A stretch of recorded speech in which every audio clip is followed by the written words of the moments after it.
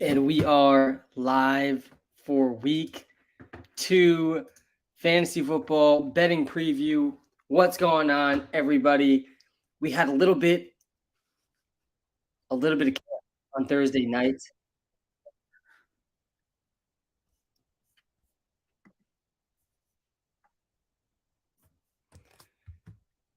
The Wi-Fi broke and it's back, and I don't think it's going to break again. So hopefully we don't have any of that today. Good morning, everyone. It's going to be a fantastic Sunday. So much to get through for these games. You know, we're getting to all the start sits. We are getting to all the player props, and we are also going to break down every single game. If you come to the YouTube live, you can get my top 25 rankings, every single position. I think I actually have 35. I think I have 35 wide receivers in my top 25 wide receivers this week. That will be the case many weeks moving forward. There is some weather today, but nothing to be really concerned about. Let me pull that up really quickly. Weatherman Sam doesn't usually come out this early, but I saw the comment, so let's just get to it quick. Similar to last week, but actually a little bit better than last week. It's just a slight chance of rain in a few of these games. Bills versus Raiders, Ravens versus Bengals, Bears versus Bucks, Chiefs versus Jaguars. All have a slight chance of rain. I would not change any decision you were going to make about anything, though, because of a slight chance of rain. There is no wind to be concerned about. Honestly, the game that seems like maybe could have the most rain, though, is the night game tonight, Dolphins versus Pats. Still don't think you should change any of your decisions about that game or expectations about that game. But I think the most likely game to be impacted by the rain probably is that Dolphins-Pats game. All these other games will be totally fine and probably will have moments with absolutely no rain or just some slight rain happening throughout the games. That's Weatherman Sam. We're live on TikTok, guys. We are live on YouTube. On YouTube, you can get my top 25 rankings for each position. Top 15, really, for QBs and tight ends. But I'm saying top 25 each position because my wide receiver rankings have 35 players in the wide receiver rankings. There's some really difficult wide receiver decisions this week. I think that's by far the most difficult position this week to make decisions between. I just saw a Romeo Doubs question out there. Romeo Doubs is a guy I really want to start this week with no Christian Watson again. Romeo Doubs another week to get healthy. He scored 2 touchdowns despite being limited last week. Puka Nacua, we'll talk about him. He's a guy I really want to start, but isn't really popping in the projections because he's really only played one game in the NFL. I really want to start Puka, and I am starting him in a lot of spots. I would not start him over Romeo Doubs. I don't think Amari Cooper is one of these guys that I think you absolutely need to be benching. He aggravated a groin injury in practice yesterday. He's truly questionable tomorrow night, and we're not going to know until tomorrow night with Amari Cooper. He's definitely one of these receivers I absolutely think you need to be benching today. All right, let's get to some of these start sits. I got the app up so we can do some comparisons with the app as well on live. Again, guys, if you haven't checked out the WalterPicks app yet in the iOS and Android app store, it's totally free to download. It's going to help you so much with all the start sit comments that I'm seeing, and it's free to download. Why so high on Jamir Gibbs? Jamie, I'm glad you asked this. And really, there's 2 or 3 reasons, I guess, to be high on Jamir Gibbs. One of them is he's insanely talented. He's one of the more efficient running backs in the league out of the gates. He was picked really early in the NFL draft, top 12 pick in the NFL draft. This is why Bijan Robinson went in the first round of fantasy drafts too. Extremely talented, extremely efficient running back. Jamir Gibbs is in that same category as him. Jamir Gibbs is actually a better receiving back than Bijan Robinson. And he was clearly limited in his usage in week 1. He played, I think, just 23% of the snaps. We can pull it up here and look at his game logs on the live here on YouTube. Another reason, guys, if you're on TikTok, come to the YouTube live. I'm telling you, a little bit better reviewing experience. You're going to get some of your start sit questions answered immediately just from the rankings I have on the screen. Plus, I can share my computer screen. We can actually look up game logs on the screen live on the YouTube live. 29%. Let me present this here. Only 29% of the snaps for Jamir Gibbs in week 1. I expect that to get closer to 40 to 50% in week 2 or soon. Maybe by week 3, we're at 50%. Soon enough, he's going to be playing right around half the snaps, split with David Montgomery. And I think the thing that I was really surprised about in week 1 was really just the 2 targets. I think this is probably going to be his fewest targets of the season. DeAndre Swift on the Lions last year. DeAndre Swift, by the way, legacy game for him on the Eagles on Thursday night. It only took a few injuries for them to really give the rock to DeAndre Swift. But Jamir Gibbs, I expect him to be used more than DeAndre Swift was used for the Lions last year. The Lions hated DeAndre Swift. They just spent a 12th overall pick in the NFL draft on Jamir Gibbs. Jamir Gibbs is also a better receiving back than DeAndre Swift is. And meanwhile, DeAndre Swift had 0 games under 3 targets last season for the Lions. The Lions led the NFL last year in fantasy points at the running back position with DeAndre Swift and Jamal Williams. This year, they have 2 better running backs in Jamir Gibbs and David Montgomery. So, yeah, I'm in on Jamir Gibbs still. I think the arrow's pointing up. I think the buy window is closing. And, yeah, I think every single week his upside is going to be really, really high because he can have explosive plays in the receiving game and the running game. So, yeah, I'm all in on Jamir Gibbs. I think he has to be started in PPR leagues specifically. All my rankings are always PPR leagues. That is worth calling out. Another reason to use the WalterPicks app, it will be custom to your league scoring settings. I'm seeing some people saying, don't start A.J. Dillon in the comments on TikTok. I have A.J. Dillon as a top 12 running back this week in PPR formats. There's no Aaron Jones this week, guys. There's no Aaron Jones this week. We have seen in the past when Aaron Jones is out, A.J. Dillon is basically a lock for over 15 touches and maybe even just over 15 carries. He's going to be involved in the passing game too. We saw Jordan Love throw to the running backs a lot in week 1. They get the Falcons this week. Not necessarily a great matchup. Definitely not as good of a matchup as the Bears were. And I know A.J. Dillon struggled against the Bears. But yeah, you got to chase the volume. You absolutely got to start A.J. Dillon this week. I don't think there's any way around that. I like A.J. Dillon actually a little bit more even, I think, than I actually think I might have Josh Kelly one spot ahead of him. No, he's a few spots behind him here in my rankings. But yeah, I definitely like A.J. Dillon this week. What's up, Sam? I'm stuck between 2 starts, Fields or Lawrence.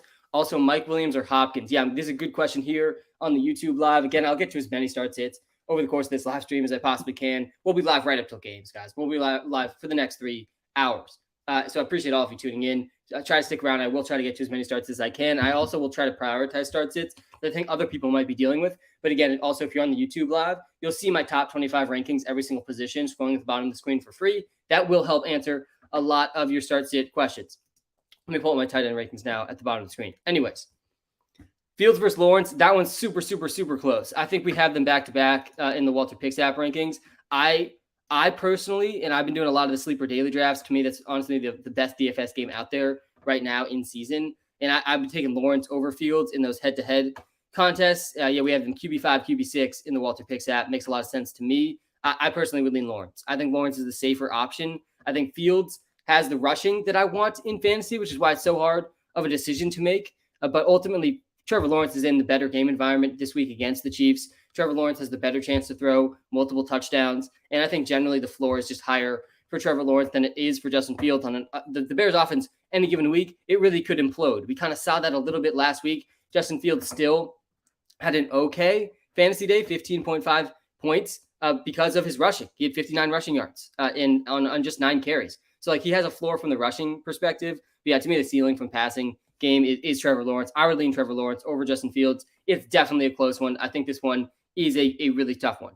Also, Mike Williams or Hopkins, this one's not so hard. In my opinion, you have to be benching DeAndre Hopkins this week. He didn't practice at all this week. He is going to play. I was like 50-50 when I went to sleep last night if Hopkins was even going to play at all. He is going to play. We've seen him play in the past when he doesn't practice. And sometimes that doesn't go so well for DeAndre Hopkins. Oftentimes he's out there just as a decoy. He's not at 100%.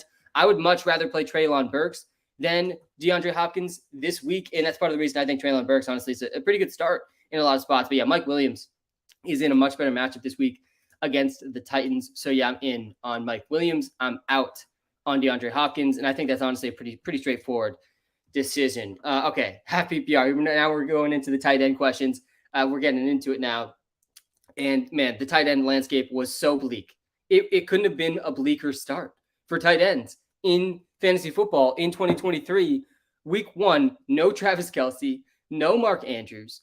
Hunter Henry leads all tight ends in fantasy points in week 1 with like 14 points. Absolutely insane week from tight ends. Dallas Goedert had a donut too in week 1. I mean, just insane stuff. But yeah, Juwan Johnson versus Cole Kmet. Yeah, I think I do have Cole Kmet ahead of Juwan Johnson, and I do. Yeah, I think Cole Kmet's fine to play over Juwan Johnson. Pick one for wide receiver and one for flex. Lockett, Judy, Zay Flowers, or Damian Pierce.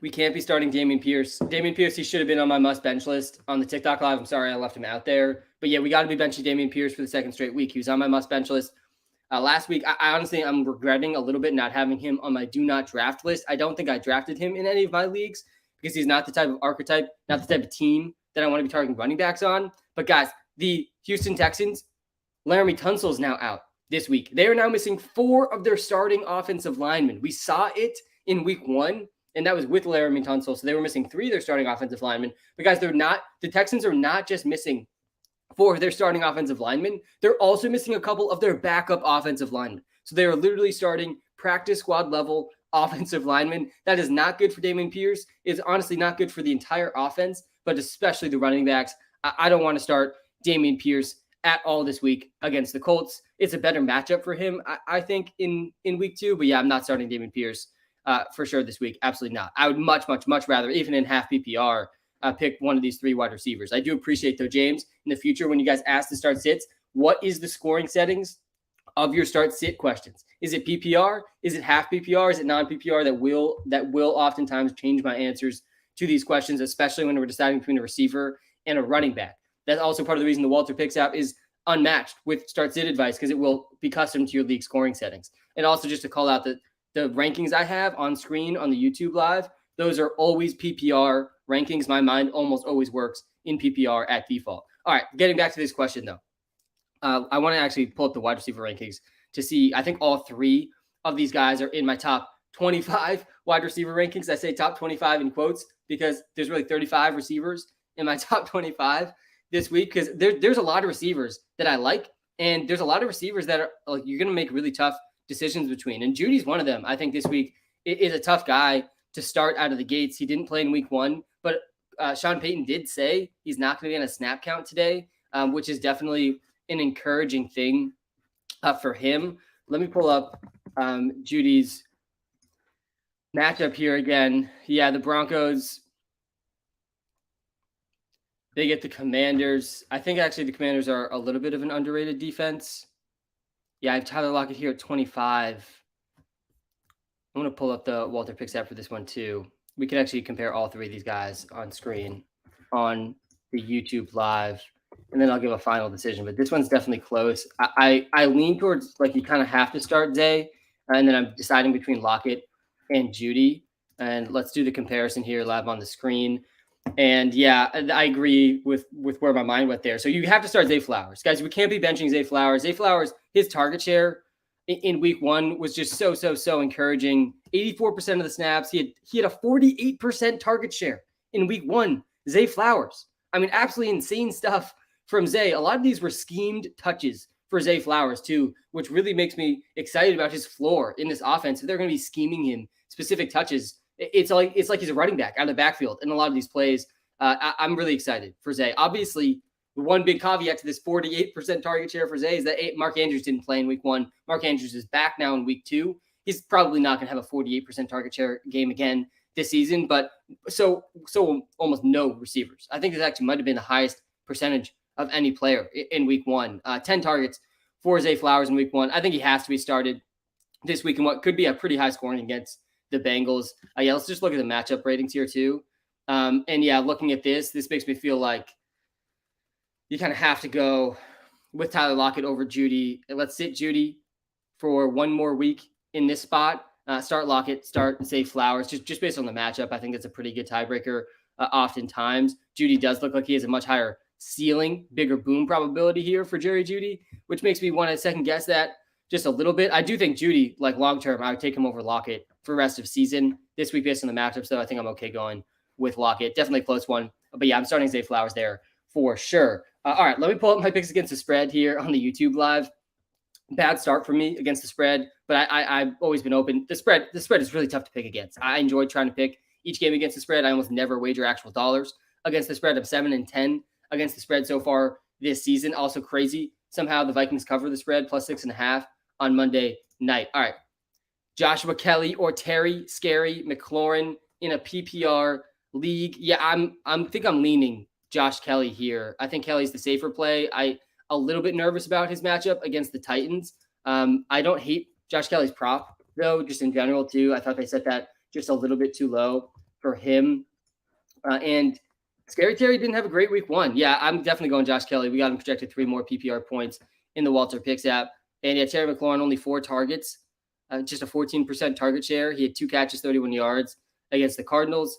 I think he can have and will have better games, but it feels like Dotson might already be ahead of Terry McLaurin. And that is a pretty scary thing if you have Scary Terry in fantasy. So yeah, I'm okay going Josh Kelly over Terry McLaurin. Flowers or DK? I have Mark Andrews too. Yeah, we're not starting Zay Flowers over DK Metcalf. I'm not doing that. I hope he's not ahead of DK Metcalf in my wide receiver rankings. Let's pull these up really quickly to make sure. And yeah, he's not.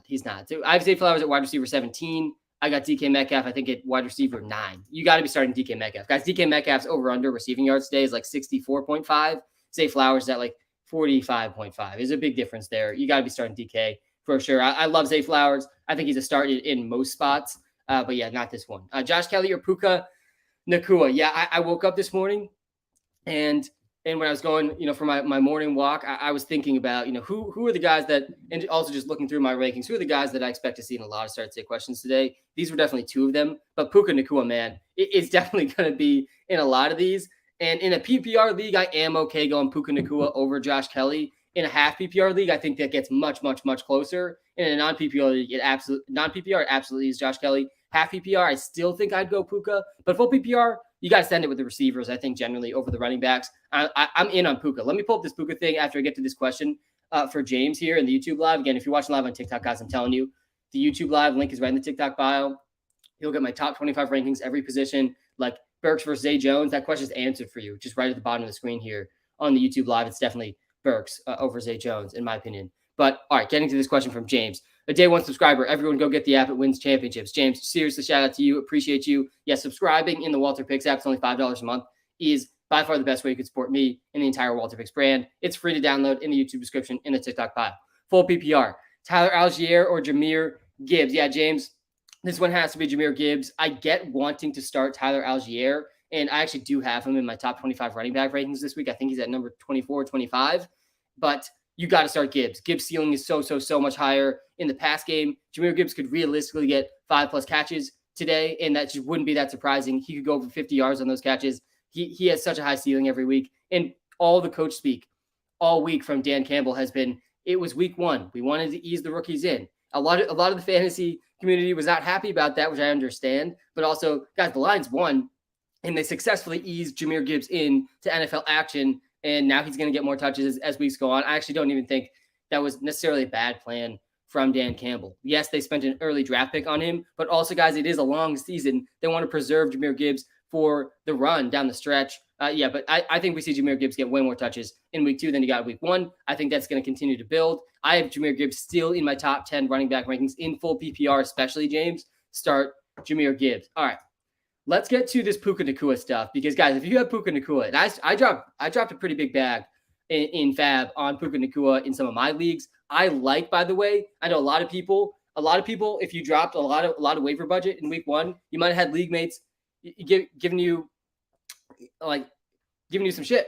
But I don't think it's that bad. I think that there's actually a good reason to spend your Fab early in the season. Because if you hit on guys early, there's more reward because you get them the entire season than hitting on a guy in week 10 or week 11 on the waiver wire. So yeah, I dropped, I think 70% of my Fab on Puka Nacua in one league. And I think that makes a lot of sense because when we look at what Puka Nacua did in week 1, guys, Puka Nacua was the 4th player ever in NFL history to have 10 catches and over 100 yards in his first NFL game. He's also the first rookie wide receiver to debut over 100 yards since Jamar Chase in 2021. Puka Nacua stuff is a little bit like complex because of the Cooper Kupp injury, though, right? Like week 5, Cooper Kupp's coming back, guys, and Cooper Kupp's going to dominate the targets in this offense. So it's tough to see Puka Nacua being this league-winning receiver the rest of the season, assuming Cooper Kupp comes back. Of course, who knows if Cooper Kupp's coming back in week 5 and how long he'll be able to stay healthy. But in these next few weeks, I think you can be pretty aggressive starting Puka Nacua. And I also think with the Puka Nacua stuff, that Tutu Atwell went really, really, really overlooked on the waiver wire. I was also aggressive in acquiring him. And I think I actually have Tutu ahead of Puka Nacua in my wide receiver rankings this week because of the Puka Nacua injury that caused him to miss a practice this week. I might be overthinking that just a little bit, though.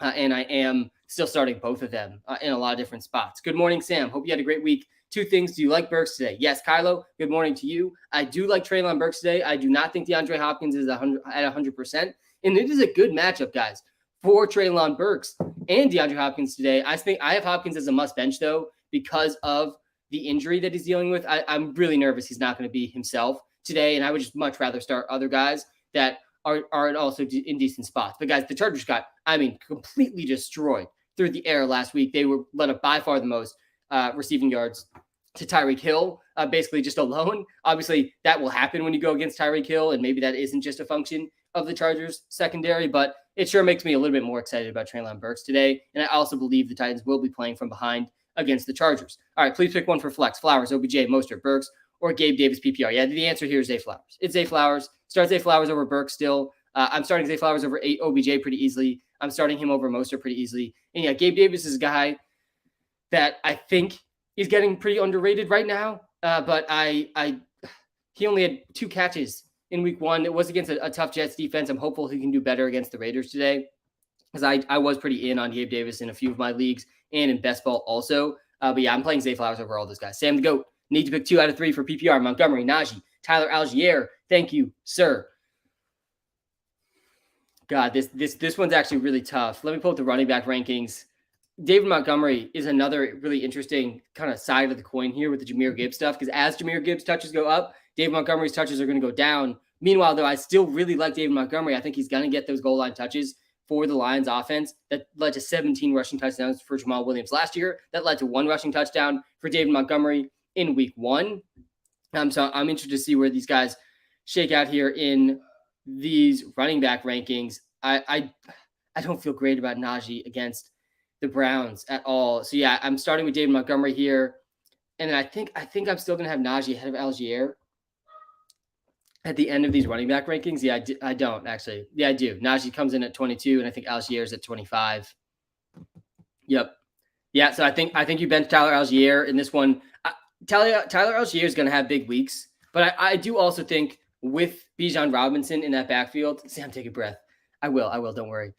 Sam, my guy, love the app and streams. I do think there's going to be weeks that Tyler Allgeier busts. There's going to be bust weeks from Tyler Allgeier. He's not going to be this consistent guy you can trust every single week in fantasy. He is not the number 1 running back on his own team. Plus, Cordero Patterson, guys, I'm a little nervous for this because there's actually some leagues I have where I'm starting Bijan and Tyler Allgeier, just like there's some leagues I have where I'm starting Gibbs and Montgomery. I kind of like the high ceiling play in some of these backfields this year, but Cordero Patterson could really throw a wrench in that backfield if he's all of a sudden getting some of these goal line carries. Sam, my guy, love the app and streams. Thanks, man. Need some advice. PPR, Dalvin, Evan Ingram, Wallers, tight end, Romeo Doubs, Elijah Moore, I assume that means, and Kyron Williams. Yeah, so first of all, Matt, thanks for tuning in. Appreciate everybody on this live right now. Seriously, I'll be live for like the next 3 hours as well, getting to as many start sits, breaking down every single game. We'll talk about the weather. We'll talk about player props. We'll throw out the DraftKings lineup soon too. But one thing that I have said consistently since I started doing this, and I still think is really, really, really the case in like 99% of scenarios, and definitely this scenario, Matt, don't start 2 tight ends. Don't start 2 tight ends. Tight end is already brutal enough. Like, just don't do it to yourself. You take Evan Ingram out of consideration here. I would personally lean towards Romeo Doubs, though, in this question. I think it's between Romeo Doubs and Elijah Moore. Amari Cooper is questionable. On Monday night against the Steelers, Steelers secondary did not look great in week 1 against the 49ers. Elijah Moore could actually be a pretty high floor, high ceiling play. Even if Amari Cooper plays, I think Elijah Moore will be good. But if Amari Cooper sits, all of a sudden Elijah Moore is the top target for Deshaun Watson. Meanwhile, Romeo Doubs, I think, can see a pretty significant target share today, too. There's no Christian Watson and no Aaron Jones. Aaron Jones was one of the top receivers for the Packers in week 1. Romeo Doubs caught 2 touchdowns in week 1, despite being limited. He's healthier now. So, yeah, to me, it's between those 2 guys. I honestly think I would lean towards Romeo Doubs over Elijah Moore, but it is close, and I would consider those 2 guys. All right, Sam, take a breath. Rodney, I appreciate you. We got another 3 hours to go. I don't want to burn out, 20 minutes into the stream. That's why I have my coffee here. But appreciate you, Rodney. I appreciate you reminding me to breathe. All right, bench 1, Marquise Brown, Amari Cooper, or Jackson Smith and Jigba. Yeah, I would bench Marquise Brown, I think, in this one. I like Jackson Smith and Jigba more than Marquise Brown right now. Actually, sorry, I didn't even see Amari Cooper staring me in the face there. You have to bench Amari Cooper. If you have good options, you have to bench Amari Cooper this week. He might not play Monday night. They're like Donovan Peoples-Jones. Maybe he's available on your waiver wire as like a backup emergency option. But I would put Amari Cooper at like 50-50 to play right now. And I think I lean. Like I would lean if you force me to pick one side, I would lean towards Amari Cooper not playing. We've seen this a lot already this season, where early in the year, teams want to be a little bit cautious with their superstar players rather than force them to try to play through an injury. We don't really see Amari Cooper play through injuries very often. So yeah, I'm kind of nervous about this groin injury from Amari. I'd bench him if you can. Yo, what's up, Sam? Yo, what's up, Ravi? I don't know what to do. Ayuk or Mike Williams PPR league. I don't know if this influences your decision, but I'm playing against Mike Williams in a separate league. Ravi, that does not influence my decision. And it's funny you say this because like I get the thought process here of like, oh, I'm playing against him, so maybe I kind of want to root against him, or maybe I should play him to kind of even out. I'm in 6 highly competitive fantasy leagues, Robbie. 6. People ask me all the time, how many leagues is too many fantasy leagues? And after doing this for a while, I think the answer is if you're in more than 2 fantasy leagues, you are in too many fantasy leagues, because that's when you run into the situation a lot where you're starting and playing against the same guys. All that being said, because I'm in 6 fantasy leagues now, I don't even look. I don't look at who I'm playing against. I don't. I can't control it. I don't really care. I'm playing everybody, basically, because I'm in 6 leagues. So I just focus on my teams, and then at the end of the week, I'll go check the matchups and see that I play Tyreek Hill in like 4 different leagues. That's just how it goes. But yeah, I don't really consider who I'm playing against until the week is over. And I think that actually just makes sense in general. You can't control it anyways. You should just try to start the best guys on your side of the lineup. Okay. Ayuk versus Mike Will. Yeah, so I have Mike Williams ahead of Ayuka, the bazooka, this week. Ayuk popped off in week 1. I'm sorry to anyone on these lives that I told to bench Ayuk last week. I feel like there was a few spots that I confidently benched Ayuk in some of these start sits last week. Obviously, Ayuk, Debo, they'll bounce back and forth, I think, a decent amount over the course of the season in terms of who has the big games. But yeah, I like Mike Williams against the Titans more than I like Brandon Ayuk this week. We'll see how that one goes. But yeah, Mike Williams is a guy I'm really in on. He's a top 12 wide receiver for me against the Titans secondary. Good morning, Sam. Love the streams. Been following for 2.5 years now. Crazy stuff, Michael. I really appreciate that.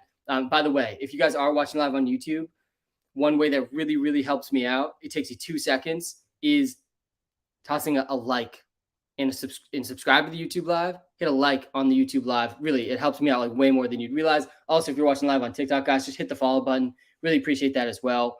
All right, please pick 2. Kenneth Walker, David Montgomery, Breece Hall, A.J. Brown, PPR. Yeah, this is Kenneth Walker and A.J. Dillon. And my number 11 and number 12 running backs that you can see on the bottom of the screen here on the YouTube live. Start both those guys. Really, really good spots for both those guys. I like Montgomery.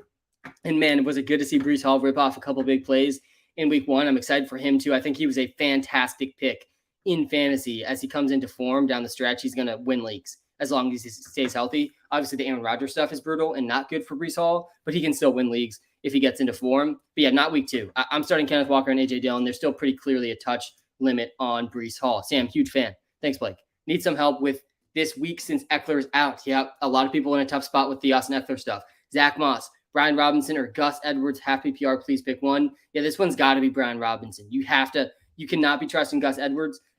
Justice Hill, he played ahead of Gus Edwards in week 1. And then also Melvin Gordon's getting called up. I don't know if you can trust any of those 3 running backs yet. I added Justice Hill in a few of my leagues, but I'm not starting him this week either. But I like Justice Hill more than Gus Edwards. And Zach Moss, I'm excited to see him back for the Colts because I don't think Deion Jackson is it at all. But yeah, Brian Robinson, he actually had a good week 1. He was pretty clearly the top running back for the Commanders. So yeah, Brian Robinson for me.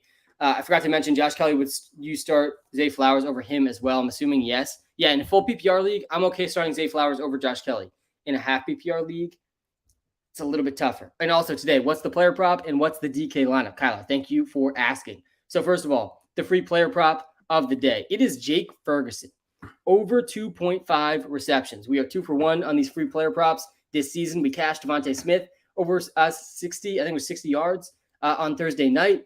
We cashed David Montgomery to score a touchdown in week 1, and we just missed the Rachaad White over 2.5 receptions in week 1 on the Sunday Live last week. He had 2 catches.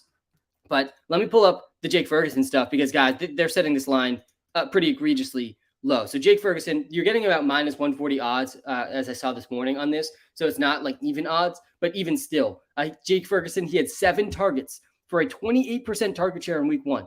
He's going to play a major role as a primary tight end for the Cowboys this season, and he could be even more involved this week, guys. There's no Brandon Cooks for the Dallas Cowboys this week. I really like Jake Ferguson over 2.5 catches. I think he's going to get much more than this. The Jets defense, guys, they looked good in week 1. They still allowed 3+ catches to both Dalton Kincaid and Dawson Knox in week 1. 2 different tight ends already this season have gone over 2.5 receptions against the Jets.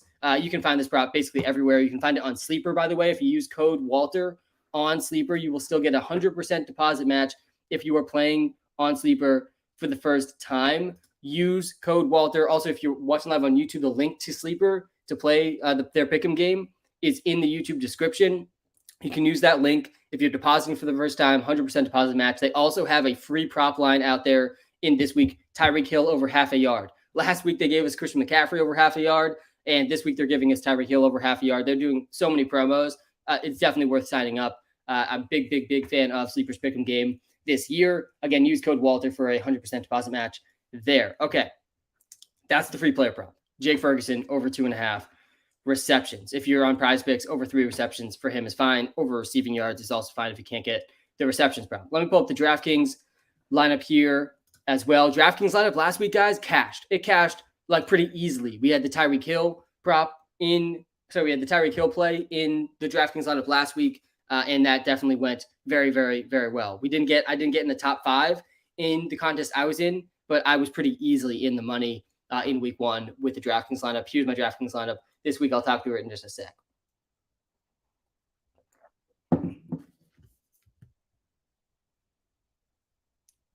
Jackson, I'm going to get to this question in a second. Allgeier or Kirk? Oh, man, I think Allgeier is safer. Zay Flowers or Josh Kelly? Shout out to the TikTok subscriber here. Zay Flowers, Josh Kelly, DJ Moore, please. Yeah, I would probably lean Zay Flowers, then DJ Moore, then Josh Kelly. I do expect a bounce back DJ Moore game. I do expect it to there's almost no way the Bears can look themselves in the mirror after week 1 and not just force the ball to DJ Moore, like significantly more in this game. But I still like Zay Flowers more than him. But I am pretty in on DJ Moore generally this week. Okay. Let's talk through the DraftKings lineup really quickly. I'll get to more of the start sits in just a second in the TikTok live and the YouTube live. I would start Mike Williams over Puka, seeing that one. And you're sitting DeAndre Hopkins because he is injured. He is going to play, but he's injured, and he might not play like his normal self this week. Okay. First of all, I'm starting Lamar Jackson, and I'm stacking him with Zay Flowers in this lineup. We saw design touches to Zay. I'm intrigued to see how many people play Zay Flowers in their DraftKings lineups this week, but I do really like this stack against the Bengals. I expect this game to be pretty high scoring. That's why I'm running it back here with Jamar Chase. I expect Joe Burrow to bounce back in a massive way in this game, and I think that starts with Jamar Chase. I think T. Higgins will have a much better game as well. He had a donut in week 1. Certainly wouldn't expect that. He did still have 8 targets. But, man, Jamar Chase could easily be wide receiver 1 this week. We had it with Tyreek Hill last week in this lineup. And having the wide receiver 1 in that 99th percentile outcome, like you want guys like Jamar Chase, you want guys like Tyreek Hill in those 99th percentile outcomes to cash in these tournaments. This is a tournament lineup. So, yeah, I'm stacking Lamar with Zay, running it back with Jamar Chase. I'm optimistic. Not that many people are going to be playing Lamar in this tournament. Feels like he had a pretty down week 1. People are kind of down on him in general. I think Lamar's still pretty obviously a top 4 quarterback this week. And I'm feeling pretty good about him overall, too, with Mark Andrews back in the lineup. I couldn't squeeze Mark Andrews into this lineup because he's really expensive on DraftKings. But, man, I'm feeling good about Lamar overall against the Bengals. I'm paying down at running back again this week, which paid off really big last week because you can fit some of these top receivers in the lineup when you do this. I'm going with James Cook and Tyler Allgeier in the running back slots. Really like James Cook upside. He had a really big receiving role in week 1. He has one of the higher receiving prop lines for running backs this week now. And I really like the Bills to just destroy the Raiders in this game. They're 8.5-point favorites against the Raiders. And then Tyler Allgeier, too. We saw him have a huge role. I know I was just talking to a few people out of starting Tyler Allgeier in their fantasy lineup, but he is really cheap on DraftKings, and I think the upside is there in tournaments. Then we're running it with Calvin Ridley again. Had him in the lineup in week 1. He's back in week 2. Guys, Calvin Ridley, a monster week 1. I think Calvin Ridley's already in the conversation as a top 5 wide receiver in fantasy football rest of season. Just like I was saying, most of the preseason, he finished as number 6 wide receiver in week 1, but he had 11 targets, 100 air yards, turned that into 101 yards. He ran a route on 97% of dropbacks for Trevor Lawrence. He is an elite alpha wide receiver in the NFL. He is the best receiver Trevor Lawrence has ever played with, and Trevor Lawrence is the best quarterback Calvin Ridley has played with in quite some time. So yeah, I'm in on Calvin Ridley as well. And then Luke Musgrave, pretty encouraging week 1 from him. I think with Aaron Jones and Christian Watson out this week, pretty good shot for Luke Musgrave to score a touchdown. And then I'm running with Jahan Dotson and the Titans defense. I think they'll be really, I really like paying down for defenses in DFS. You just need them to luck into a few touchdowns to win in these tournaments. They're playing the Chargers offense. Obviously, it's a little bit scary, but I think the Titans defense is a little bit underrated up front. I'm scared about their secondary, but I feel pretty good about their front 7. And then, yeah, Jahan Dotson, I like more than scary Terry. There is the DraftKings lineup for this week. Hopefully we can cash yet again. Okay. Jackson, thank you for shouting this out. I like to just like every live stream, every Sunday morning live, just take a second to like, I'm so happy I get to do this. This is my favorite thing in the world.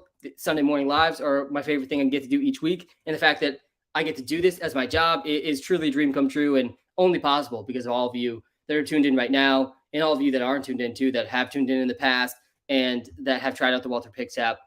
So seriously, thank you, Jackson. I appreciate that. Drake London or Cortland Sutton is your question here. Yeah, both are pretty sketchy. Both are pretty sketchy options. I mean, Drake London, he had a donut, I'm pretty sure, in week 1. Sutton, I was like, one of my main takeaways, honestly, from week 1 too, though, was Sutton really disappointed. There was no Jerry Jeudy, and still he did not play as much as I expected. Yeah, well, we have these two really close in the WalterPicks app. We do have Sutton ahead of Drake London just slightly, but I think I disagree with this, honestly. I think I would play Drake London against the Packers. Actually, oh, man, the secondary for the Packers did do really well. Yeah, 1 target for Drake London in week 1. Cortland Sutton, though, like no Jerry Jeudy. And Cortland Sutton, he did play 87% of the snaps. He just had only 5 targets, 4 catches, 32 yards. Man, I think Sutton actually is the safer play here. I'm okay going Sutton over I'm okay going Cortland Sutton over Drake London. Why do you trust Flowers over Lockett? Yeah, the Flowers over Lockett take is really just because of week 1 and what we saw from the two in week 1. And there is still this big caveat, I get it, with Zay Flowers, that Mark Andrews was not playing. Tyler Lockett is still a really high upside play. Let me add this to the screen here. Zay Flowers versus Tyler Lockett. If you're watching live on YouTube, again, if you're watching live on TikTok, guys, come to the YouTube live. Link is right in the TikTok bio. You'll see my top 25 rankings every position, and you will see I can share my screen on the YouTube live. Can't do that on the TikTok live. Walt, pick 2, Evans, Olave, DK. Yes, it's got to be Olave and DK over Evans for sure. Shout out to being a subscriber on the TikTok live. Okay. Yeah, Zay Flowers is the higher upside play. He's got a less chance of busting. And by the way, one of my favorite new features in the WalterPicks app this season from last season, we're about to like this next update coming to the App Store, going to be a massive improvement to this start sit comparison screen. Also, there's a massive improvement coming to the trade analyzer. Can't wait to show you guys that. But week 1, Tyler Lockett, 4 targets. He had 4 targets in week 1. And this is going to happen for Lockett in games this year with Jackson Smith-Njigba and DK Metcalf alongside him. I still think Lockett's going to have some massive games. Still think he's really good. But there's going to be weeks where he's the 3rd receiver on the team. Jackson Smith-Njigba is that good. Meanwhile, Zay Flowers in week 1, man, 10 targets. So, yeah, I feel much better about the guy that got 10 targets versus the guy that got 4 targets in week 1. That's I know it's a small sample size. I know Mark Andrews didn't play. But, yeah, I just feel a little bit better about Zay than I do Lockett after week 1. I could definitely see myself flopping on that in a couple of weeks after we have a couple more weeks of data. But I'm willing to also like buy into the fact that Zay Flowers, some of his targets were just schemed touches, basically carries, like out of the backfield, essentially. And those are really those really raise the floor for a lot of guys. Good morning, Sam.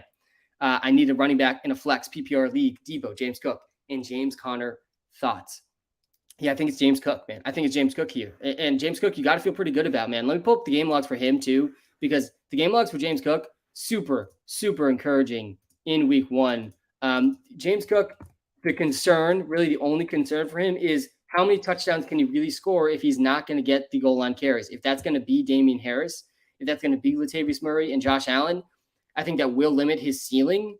But what also increases his ceiling is, man, look at these numbers in the receiving game. 24 routes on 60% of Josh Allen's dropbacks. James Cook was running a route. He had 6 targets, 15% target share. Those are some of the higher numbers in the NFL. He only turned that into 4 catches, 17 yards. But he should get more carries this week with them as big favorites against the Raiders. I wouldn't be shocked to see this in the 15-plus carries column this week. And then also I think he'll catch a few passes in PPR leagues. I think the ceiling is there. I think the floor is there. I feel pretty good about James Cook. I think Deebo Samuel is definitely in contention in this question too. Let me actually do this comparison though between James Cook and Deebo. I don't think the other option here that you listed, James Conner, should be in consideration. And yet Deebo Samuel, wide receiver 24. Yeah, it's James Cook. It's James Cook. I think it makes sense. Pretty good matchup for him against the Raiders. I'm okay going with James Cook here. Okay. Good morning, Sam. Aaron, good morning. I need you to pick one of these guys. Romeo Dobbs, Puka Nacua, Terry McLaurin, or Zach Moss. Yeah, to me, it's between these first two. I'm starting Romeo Dobbs and Puka Nacua over Terry McLaurin. Oh, man, this one's really close, too. I think we have the wide receiver rankings here. I'm going to see what Walter's saying about this one also before I give my opinion. Again, I will disagree, with the app. A decent amount, honestly, from time to time, as I think only makes sense. All right, Dobbs, wide receiver 44. Man, Puka's going to be ahead of that for sure in this rankings.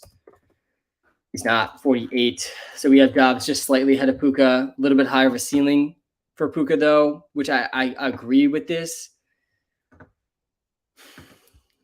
I kind of feel like you have to go Romeo Dobbs over Puka Nacua personally. With no Christian Watson, no Aaron Jones. I mean, Romeo Dobbs is just so clearly the top target for Jordan Love today. Puka Nacua, though, I am very excited about him. I think the ceiling, I agree with this right here, that the ceiling, I know 2.1% might feel low, but this means the chance of going over 25 points, which is really, really hard to do in fantasy, even in PPR leagues. And Puka can absolutely do that.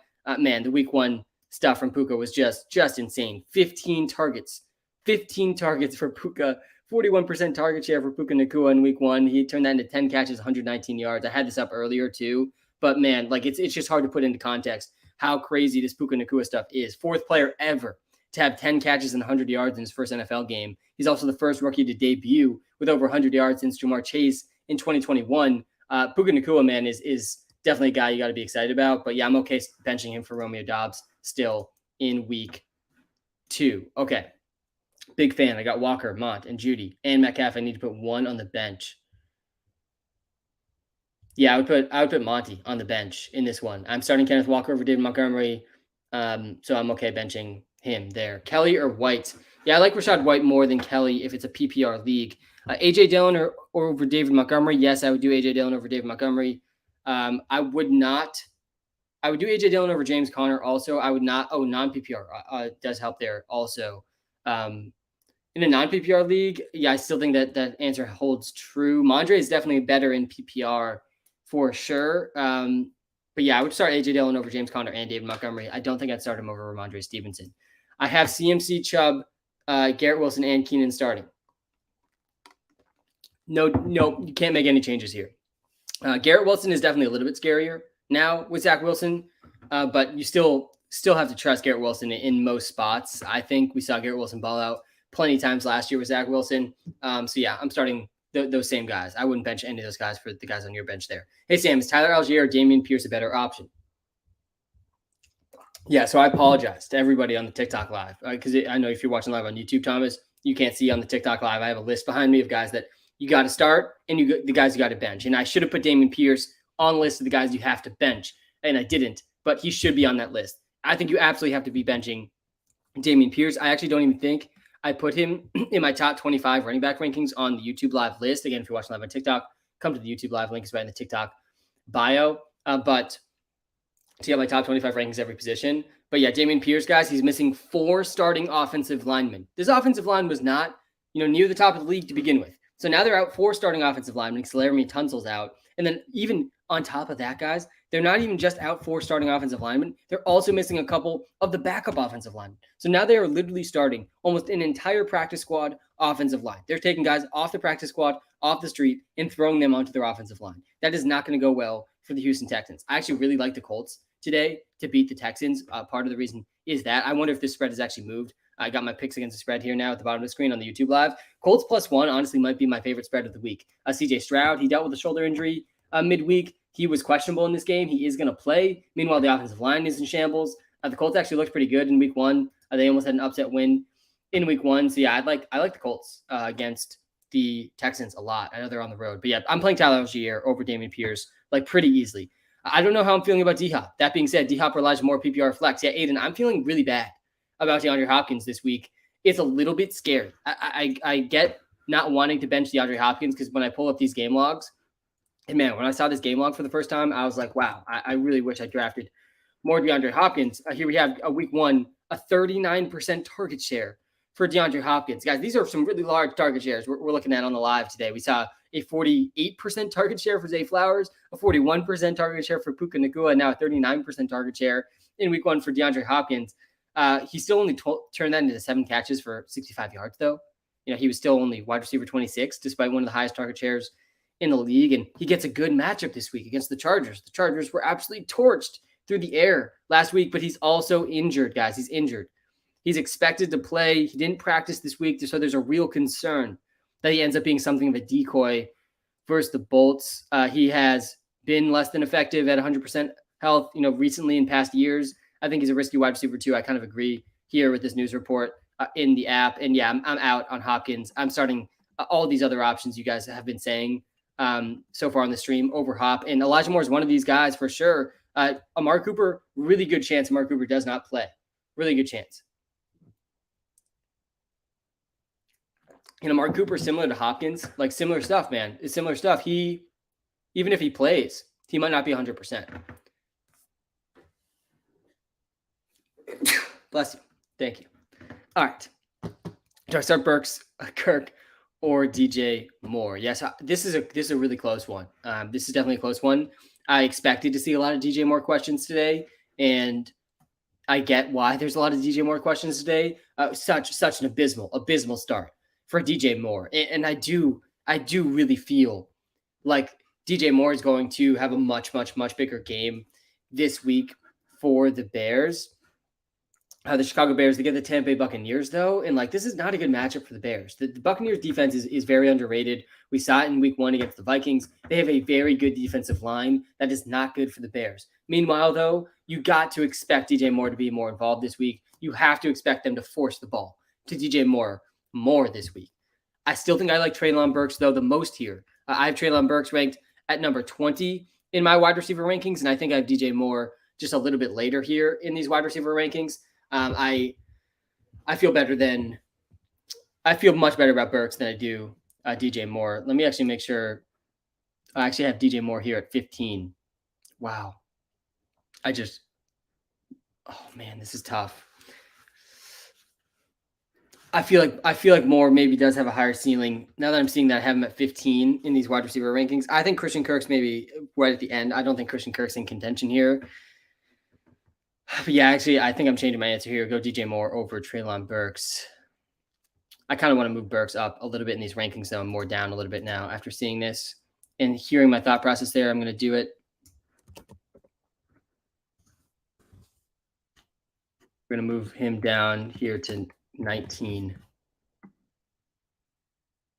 or 18, I think. Yeah.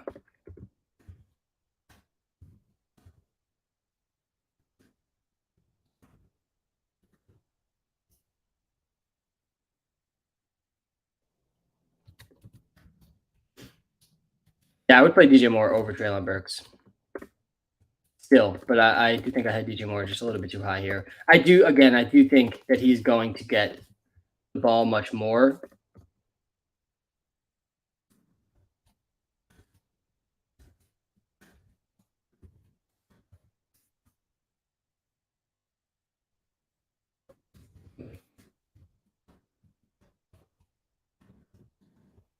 Why this feels like I might be messing this up somehow.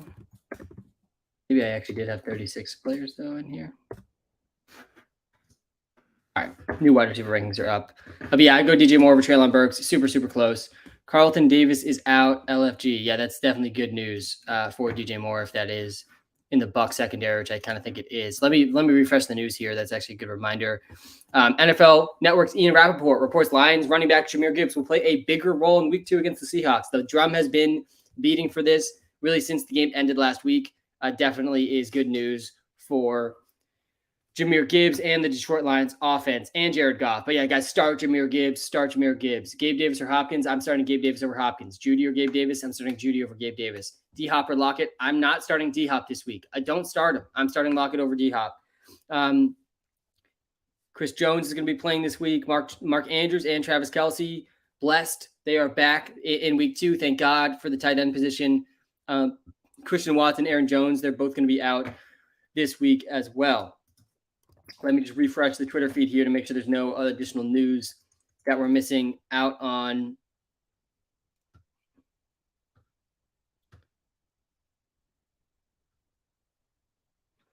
Chase Claypool is going to be active this week. Some people thought he might be inactive and were questioning his work effort in Week 1.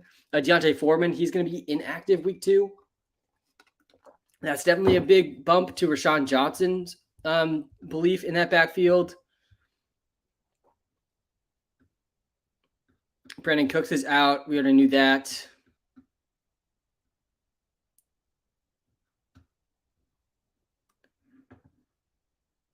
And yeah, no other news really to catch up on. Pacheco a start. Yeah, one of the big things this week is that Clyde Edwards-Helaire is out this week. I think with an illness. I forget exactly why he's out. That's definitely a bump for Pacheco and Jerick McKinnon, though. So that is good news. All right, let me run through again some of my takes for this week. Let me pull up the rankings here.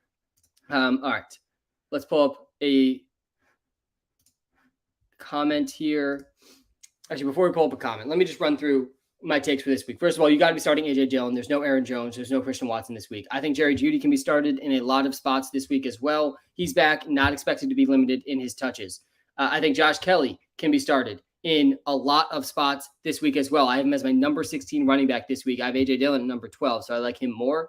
Rashad White is in a really good spot against the Bears. They got crushed by Aaron Jones in the Packers backfield last week. Treylon Burks, I like a lot against the Chargers. I do not want to be starting DeAndre Hopkins this week. Hopkins is dealing with an injury. Hopkins cannot be trusted this week. He's a really, really risky back-end wide receiver too. I like Treylon Burks a decent amount more than him this week. It is a good matchup, though, for the Titans passing attack against the Chargers. The Titans are going to be getting crushed this week by the Chargers. They're going to be behind in that game. News for Treylon Burks. Jamir Gibbs. You have to start Jamir Gibbs. He's my number 8 overall wide receiver in PPR leagues this week. He is one of the best receiving backs in the NFL already. And there's so many reports out there that he's going to get more of the ball in Week 2. James Cook should be started against the Raiders. James Cook had a really encouraging receiving role in Week 1. Still a little bit nervous about that goal line role for him, but he is in a good spot against the Raiders. The Bills are 8 or 9.5 point favorites in that game. That looks great for James Cook.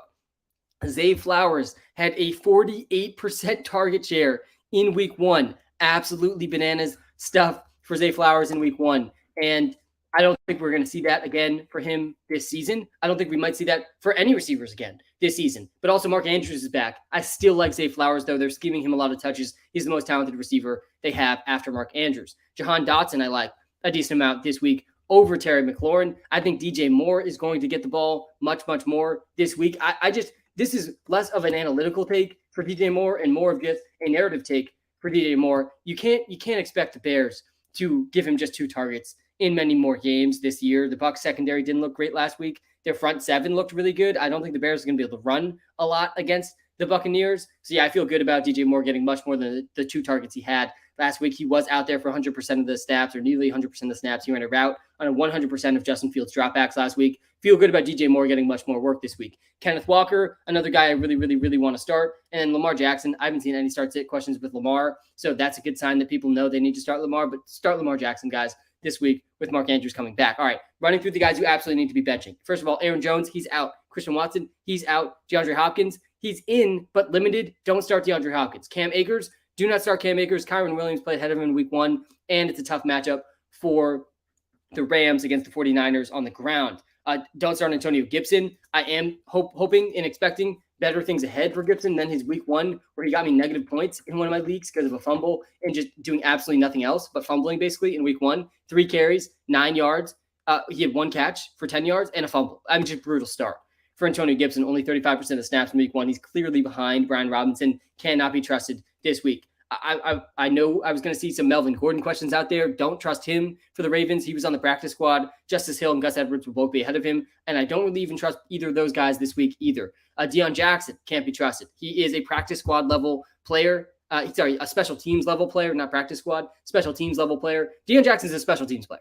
And he's been thrust into this important running back role time after time for the Colts, and it has not gone well. Zach Moss also back this week. Can't trust Deion Jackson. Deion Jackson should be on the waiver wire in every single league. Amari Cooper is questionable. I do not want to be starting Amari Cooper at all this week. There's a really good chance he doesn't play tomorrow night. So do not start Amari Cooper. Make other plans there. And that is a pretty big bump, too, for Elijah Moore if Amari Cooper sits. Or even if Amari Cooper plays, it could be like the DeAndre Hopkins situation where he plays, but he's a little bit more of a decoy and not his normal self.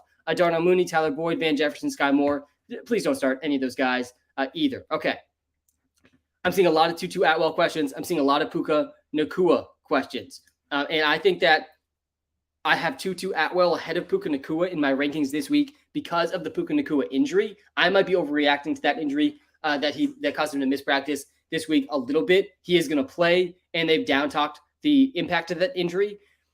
I think both guys are pretty good starts today, though, honestly. You could do much worse than Tutu Atwell and Puka Nacua. Both guys went bananas in week one. The 49ers defense is good, but their weakness is the secondary. Their strength is the defensive line. Weakness is the secondary for the 49ers. So both Puka and Tutu Atwell, they're definitely in play. I like Tutu a little bit more than Puka, but I am very, very excited for Puka overall, who set all types of historic numbers in week one as a rookie in his debut. I traded Ridley and Evan Ingram for Kelsey because I had DK on my bench. Is that a W? Yeah, I think that overall is a fine trade. I really, really think Kelsey and Mark Andrews are going to show out this week and show you why, it was worth paying a first round price for Travis Kelsey. It was worth paying a second or third round price for Mark Andrews this year. So I got the QB rankings up on the YouTube live right now. Guys, if you are watching live on YouTube, smash the like button, hit the subscribe button. If you're watching live on TikTok, hit the follow button. And also, if you want my top 25 rankings for each position, come to the YouTube live. Link is right in the TikTok bio. Also, the best way all of you guys could possibly support me is checking out the WalterPicks app in the iOS and Android app store. This is what I've been sharing on screen to show some of the game logs. Man, the game logs in the WalterPicks app this year, I absolutely love them. You can sync your league to the WalterPicks app as well for custom insights, custom to your league settings. There's also tons and tons more you can do than just start sit comparisons. We've got a trade analyzer, obviously the draft tool before the season. We got 10 transactions each week. In these 10 transactions, you would have seen, you probably should have had Kirk Cousins, who balled out again for fantasy last night. Kyron Williams, Zay Jones, Josh Kelly, Tutu Atwell, Zay Flowers. Trying to trade for him is definitely a good move if you could before this week. Tyler Allgeier, Anthony Richardson. A lot of these guys we had even before week one. So many good ads in these transactions every single week. Those are all free. Most of the app is free. Check it out. It's free to download in the YouTube description and TikTok bio. All right. Let's get to some more of these start sits. Happy Sunday. AJ Dillon, Rashad, Puka, Josh Kelly. Start 2, half PPR. Dante, thank you for letting me know the scoring settings. That is really helpful for answering your start sit question. And another reason the WalterPicks app is great is it is custom to your scoring settings. Okay, first of all, you guys start AJ Dillon, I think. With Aaron Jones out, AJ Dillon is a must start. And I honestly think Rachaad White should be started here too.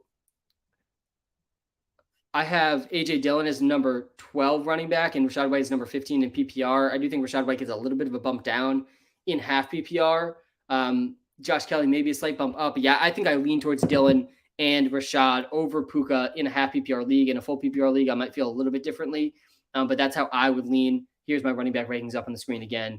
Hi, Sam. Thanks for helping me so much last week. But do I start Jamal Williams or Dameon Pierce PPR? Justin, this one is a really, really tough one because, man, did Jamal Williams look bad last week or what? He was one of my must benches last week, so that was definitely a hit there. And Dameon Pierce, though, he's one of my must benches this week. I think Jamal Williams could easily be on that must bench list, though, as well. Let's see who the Saints are playing again. And, yeah, the Saints, they get the Panthers. Not a really good matchup again for Jamal Williams. Panthers did get kind of run over in the run game, though, actually, in week 1, but that was with the Falcons. I feel honestly a little bit better about Jamal Williams than I do Dameon Pierce. Kendre Miller might be back this week, though. That could change things a little bit. But yeah, I really don't want to start Dameon Pierce playing with an entire practice squad offensive line. Hey, Sam, Garrett Wilson or Jerry Jeudy? Yeah, you got to go Garrett Wilson, I think, over Jerry Jeudy. I think it's close here in my wide receiver rankings. I imagine I have Garrett Wilson at 18. I have Jerry Jeudy at 20. Yeah, so they're super, super close in these wide receiver rankings. But yeah, I do like Garrett Wilson just a little bit more than Jeudy. I might change my mind on that once we see Jeudy out there for 1 week, but I think it's okay to go with Garrett Wilson over Jerry Jeudy. Actually, them back-to-back here now in these wide receiver rankings on YouTube. Sam, Zay or DJ Moore, PPR. Oh, man, yeah, this one's super close, too, in my wide receiver rankings, I think. I now do have Zay over DJ Moore in these wide receiver rankings. Let me actually update this.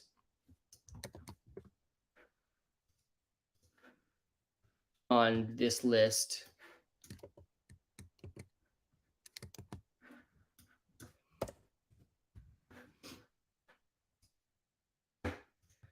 I'm okay going with Zay Flowers over DJ Moore. It's definitely super, super, super close. Why is everyone so high on Mike Williams? Because the Tennessee Titans secondary, not a good secondary. It's not a good secondary. They are a very good defensive line, not such a good secondary. We saw that last week for the Titans. I think they're bottom 2 in the league right now when you look at fantasy points per game allowed to defenses. And yeah, the Titans, they did play the Saints in week 1. So they played some good receivers. But yeah, those receivers look pretty good. Chris Olave went for 112 yards. Rashid Shaheed went for 89 yards. Michael Thomas went for 61 yards. Juwan Johnson went for 36 yards. That was some of the most passing yards in the league. 305 for Derek Carr against the Titans last week. And now they get Justin Herbert. You got to feel good about just the passing attack overall. Mike Williams did get banged up a little bit in week 1. He was able to come back in. I expect much bigger games for week 1 than week 1 for Mike Williams. So yeah, I'm still pretty high on him. And I do still really like that he's getting more slot snaps. So Josh Kelly over Najee Harris. Yeah, I think you got to play Josh Kelly over Najee Harris this week. I don't feel great about it. Dak or Love, that one's pretty close. I feel like Dak Prescott is a little bit scary this week. With the Jets defense in town. No Brandon Cooks for Dak Prescott. But Jordan Love is also a little bit scary. There's no Christian Watson. There's no Aaron Jones. I think I would play Dak over Christian Watson. I got my QB rankings up on the YouTube Live, by the way. Link is right in the TikTok bio for the YouTube Live. A little bit better reviewing experience on the YouTube Live. I'm not going to lie. If you are watching live on YouTube, hit the like button and the subscribe button. Do appreciate that. If you are watching live on TikTok, hit the follow button. Really do appreciate that as well. I'll get to as many starts as I can between both. Okay. Do you like a specific defense this week? I have Steelers on Monday Night Football. I like the Browns defense a lot, actually, against the Steelers. I think there's a few defenses out there, and I'm interested to see how this goes, that you can play kind of regardless of matchup. And to me, the Patriots are one of those defenses. Don't really love starting them against the Dolphins, though. But man, the Pats defense did look pretty good against the Eagles in week 1. I know there was also some weather in that game. But if you can't get them, I like the Giants defense, too, against the Cardinals. How do you feel about the start sit of DJ Moore or Chris Godwin? Yeah, I'm starting DJ Moore over Chris Godwin. I'm honestly pretty concerned for both Chris Godwin and Mike Evans. I think both guys, depending on how this week goes too, I'm looking to trade both guys away. I do have Mike Evans in a couple leagues because I got him pretty late. If he has another big week, I'll be looking to trade him. The Buccaneers, guys, the last 3 years, the Buccaneers have been the most pass-heavy team in the NFL. They led the league in pass attempts each of the last 2 years, and I think they might have done it the year before, too, with Jameis Winston. In week 1, they ran the ball, I think, around 50% of the time, which is really, really high. They want to be a run-heavy team this year.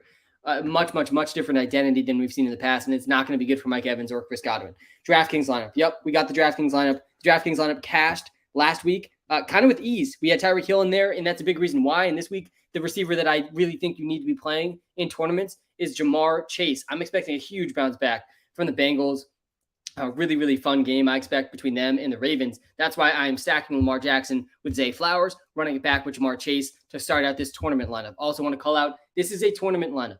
In head-to-head contests or 50-50 contests, you want to be playing really high floor guys, not taking some of the risks that I'm taking in this tournament lineup. But in the tournament lineups, guys, you got to give your lineup a chance at number 1 overall first place to win those top prizes. That's the mentality I go with the tournament lineups. I run it with James Cook, Tyler Allgeier, Calvin Ridley again. He was huge for me in week 1. Luke Musgrave, Jahan Dotson. And I'm going with the Titans defense against the Chargers. I do think they're an underrated defense, and I like paying down at defense, especially in tournaments.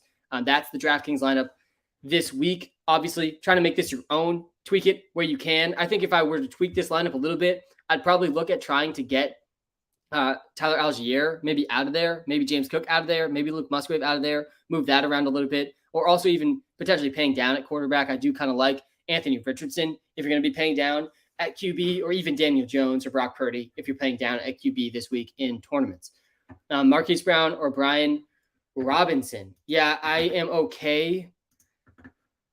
Either side of this one, I think you can make a case for. Let's actually pull up the WalterPicks app for this one on the YouTube Live, because I think this one is pretty close. My instinct, my gut reaction to this one is that Brian Robinson is the safe play and Marquise Brown is the ceiling play. And what do you want to do? Do you want to play it safe, or do you want the guy that has a chance to win you the week in Marquise Brown? Let me pull up here though, and I think that I was a little bit right. I guess the boom probability is much higher for Marquise, and the bust probability is a little bit better for Brian Robinson. But yeah, looking at this, you got to start Marquise Brown. You got to start Marquise Brown over Brian Robinson for sure. I think that Marquise Brown's floor is not that much different than B-Rob's, that it makes sense, especially if there's a PPR league. This scoring settings definitely matter a lot with this one. Look at this. If I change the scoring settings to half PPR, all of a sudden, this one's much closer. All of a sudden, I kind of think you have to start Brian Robinson in half PPR. And if we go down to non-PPR for this one, it's definitely going to be Brian Robinson. And yeah, it is. Not even close, it's Brian Robinson. So yeah, the scoring settings matter. Scoring settings matter. This is why the WalterPicks app is really useful for that. Know your scoring settings. Let me know your scoring settings too in these start sits. And yeah, I would lean no if it's PPR. And usually my default, if you don't tell me the scoring settings, I'm going to assume it's PPR. My mind always defaults to PPR. Almost all my leagues are PPR. I think PPR is the best. But yeah, I'm going Marquise Brown over Brian Robinson in PPR formats. All right, let's pull up the running back rankings here again. Hey, Sam, do you like James Conner this week? Thanks for answering my other questions too. Justin, I got you. I'm going to get to as many start sits as I can. I always will on these lives, try to get to all the start sits. That's also why I spend the time this morning.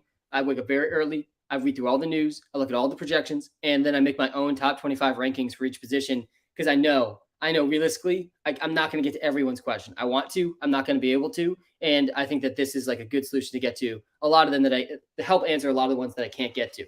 Also, of course, the WalterPicks app can help too. Thoughts on James Conner this week? James Conner. Let's pull up the game logs actually for James Conner, because James Conner did what kind of we expected a little bit in week 1, where he had really good usage on a bad team. And it makes him a really interesting guy to try to project forward looking. He played 84% of the snaps. This was maybe actually number 1 in the league at running back. It might've been a little bit behind where Josh Jacobs was, but he played 84% of the snaps, 14 carries. He ran 23 routes to 5 targets. A really encouraging usage for him. He had a total of 7 though PPR fantasy points. I assume. Oh, actually, I might still be on non-PPR. I am. Let's change this back to PPR. I can't stand looking at non-PPR. Just brutal stuff for the non-PPR scoring settings. And yeah, in PPR he had 12 points. Not terrible. He's a top 20 running back. This week he gets the Giants, who were just crushed by the Cowboys. Definitely James Conner is in play this week. I don't hate him at all. He's just not going to be this super exciting option in fantasy, because what's the real ceiling for a running back on the Arizona Cardinals, who might lose every game this year without Kyler Murray? I do think Kyler Murray is coming back, by the way. One of the biggest narratives that I disagree with, that I've seen I feel like the national media and just the general public's perception as well. I feel like I've seen in a lot of different places this narrative that Kyler Murray's not going to play this season because the Cardinals are going to start really slow. Maybe they're going to be 0-4 by the time Kyler can come back, and so they might as well just shut him down. We saw this narrative with Cooper Kupp too out there. I saw a bunch of people saying things along the lines of, well, maybe Cooper Kupp could even be shut down for the season because the Rams aren't going to be good. Maybe they'll be 0-4 or 1-3 when he comes back, and so they just won't want to risk it. Guys, that really does not happen in the NFL. It almost never happens. I can't point to a time in recent history where this has happened, even if the Cardinals start 0-4, even if the Rams start 1-3. You just don't see guys sit out entire seasons in the NFL. Guys, these guys' careers, they're just not that long. It's really rare to sit out a whole season. The player wants to play. The team's going to want him to play. I know the Cardinals, that scenario, it kind of does make logical sense that they should tank, but they're not going to tank to that extent. I think Kyler's going to play at some point this season, and I think he's a pretty good stash in IR right now. Bro, I really need help. Puka Nacua or Romeo Doubs. Yeah, I got this one earlier too, and my answer was Romeo Doubs. And I don't like benching Puka. Let me pull up the Puka thing again because I can't emphasize enough just how insane a Puka Nacua's week 1 game was. I was actually, in the later window last week. I think that's when the Rams played. I was watching the Pats game fully, and then I had Red Zone on too. And so I didn't see every play from the Rams game. And I almost always, if I don't watch the entire game in real time, I almost always will take some time early in the week and go back and watch that game in the condensed replay on NFL Plus. And I had to go back and watch that Rams game after what Puka Nacua did. Because, guys, Puka Nacua, 4th player ever to have 10 catches and 100 yards in his first game. And he looked great. And even there were some plays that he dropped some passes. Like, he could have had a bigger game than he even had in week 1. I actually do have Tutu Atwell ahead of him, though, in the rankings this week because of the oblique injury Puka's dealing with. Apparently, they're downplaying that as a not such a big deal. But, yeah, I do still think Romeo Doubs the safer play over Puka Nacua in week 2 with no Christian Watson and no Aaron Jones. Make sure to hit that like button and the subscribe button on the YouTube Live, guys. Hit the follow button on TikTok. I really, really, really do appreciate that. George Pickens, I'm seeing pop up in a bunch of questions on TikTok, and I've seen in the YouTube comments too. George Pickens is a guy that should be in a good spot for fantasy. There's no Deontay Johnson now, and I'm just still not feeling so great about him. I think he can be started in a decent amount of spots, but I don't feel great about him. Like, just in general, I think that George Pickens, they're not using him in unique enough ways in this offense. Like, just such a boring way to use George Pickens. I feel like in this offense, he has no room to really show out. And I feel like Calvin Austin and Allen Robinson will pick up a lot of the Deontay Johnson targets. Anyways, Christian Kirk, Brian Robinson. Yeah, I'm going Christian Kirk or Brian Robinson. I do think Christian Kirk has a much, much, much better week this week after being really phased out last week. Hey, Sam, thoughts on Javonte? Yeah, Brandon, I made a video this week of 3 running backs to trade for, and an honorable mention that I did not mention as an honorable mention that video, though, was Javonte Williams. I was really encouraged by his week 1. Let me pull up the game logs for him, too, as I talk through this, because I think that's useful to show on screen. But, yeah, the week 1 I thought was super encouraging for Javonte Williams, and mostly because of the pass game work. So he had 13 carries, 52 yards, played about half the snaps, despite being, like, clearly they said, out of the gates, they're going to limit him. They're not going to give him his full workload. They're going to ease him in. Meanwhile, he still saw 6 targets, 19% target share for Javonte Williams in week 1. There was no Jerry Jeudy in this game, so you got to take that caveat for Javonte Williams. But yeah, I was really encouraged by that pass game work. I think, like, just in general, he looked pretty good, 4 yards per carry. So I'm pretty bullish on him, like, rest of season. I think he really could come on down the stretch. And he has some decent matchups here towards the fantasy football playoffs too. So yeah, I'm feeling good about him. I don't feel great about him this week against the Commanders, though. And I also hate these comments that I'm seeing from Sean Payton about getting Jaleel McLaughlin more touches. Like, why is that? Why is that the takeaway from week 1? I don't understand that at all. I hope we don't see too much of that. I think P-Ron and Javonte really should be the guys there. Daniel Jones or Deshaun Watson? Yeah, let me pull my QB rankings again. Daniel Jones is definitely an interesting one this week, where I think he's a decent start. Like, he ran the ball a lot. Daniel Jones, out of how brutal that game was for the Cowboys, one really good sign for Daniel Jones was the amount of rushing that Daniel Jones did in week 1. Daniel Jones actually led all quarterbacks in rushing attempts in week 1. You got to love that from a fantasy perspective. 13 carries for Daniel Jones, 43 yards, no touchdowns, and the rest of the offense imploded. And he had nothing in the passing game, and he got sacked a million times. So, like, that was bad for Daniel Jones, but at least he was running a lot. And I think that's a really encouraging sign. And I'm in on him against the Cardinals. I still think I like Deshaun Watson more, though, against the Steelers. Deshaun also ran a decent amount. I'm scared a little bit for Deshaun without Amari Cooper potentially. But, yeah, I'm still starting Deshaun over Daniel Jones. All that being said, though, I think D. Jones is in play for fantasy for sure with that rushing. Hey, Sam, is Nick Westbrook-Akine worth starting this week in PPR formats? It's a deep league, but I have some other options with a higher floor. Yeah, Nick Westbrook-Akine, it was really interesting to see his role in week 1. He was, like, kind of randomly a little bit out of, like, who else is going to play in his offense type of mentality and thinking. Last year, a guy took a lot in best ball, and maybe I was 1 year too early on that. He played 81% of the snaps in week 1 for the Titans. 94% of the routes he was running. 7 targets, 21% target share, like all pretty strong numbers. And then on top of that, we have DeAndre Hopkins playing through an injury this week. I think you can do much, much, much worse than Westbrook-Akine in a deep league. I'm okay going with him. I actually think he's a pretty high floor option. I don't know what the ceiling really is. I guess they're playing the Chargers, so that's not terrible. They let up a lot of receiving yards. Yeah, I'm okay going Westbrook-Ikine this week. He had a pretty steady role in week 1, and Hopkins is dealing with an injury. Puka Nacua, Romeo Doubs, Kendrick Bourne. I saw a Kendrick Bourne question earlier that I wasn't able to get to, but man, Kendrick Bourne is on the map, guys. Kendrick Bourne's usage last year as a Pats fan was one of the things that I just could not wrap my head around. We had so many issues. We needed so much help at the wide receiver position. And still, let me show this too on the screen. Look at this is last year. Look at Kendrick Bourne's snap shares last year. Let me actually move this here so you guys can see it. Look at Kendrick Bourne's snap shares last year. He was playing not at all in almost every game. There's a lot of red here in this pass game chart. And then look at week 1, 2023, 91% of the snaps, 87% of the routes, 11 targets, by far the best receiver that the Patriots had in week 1.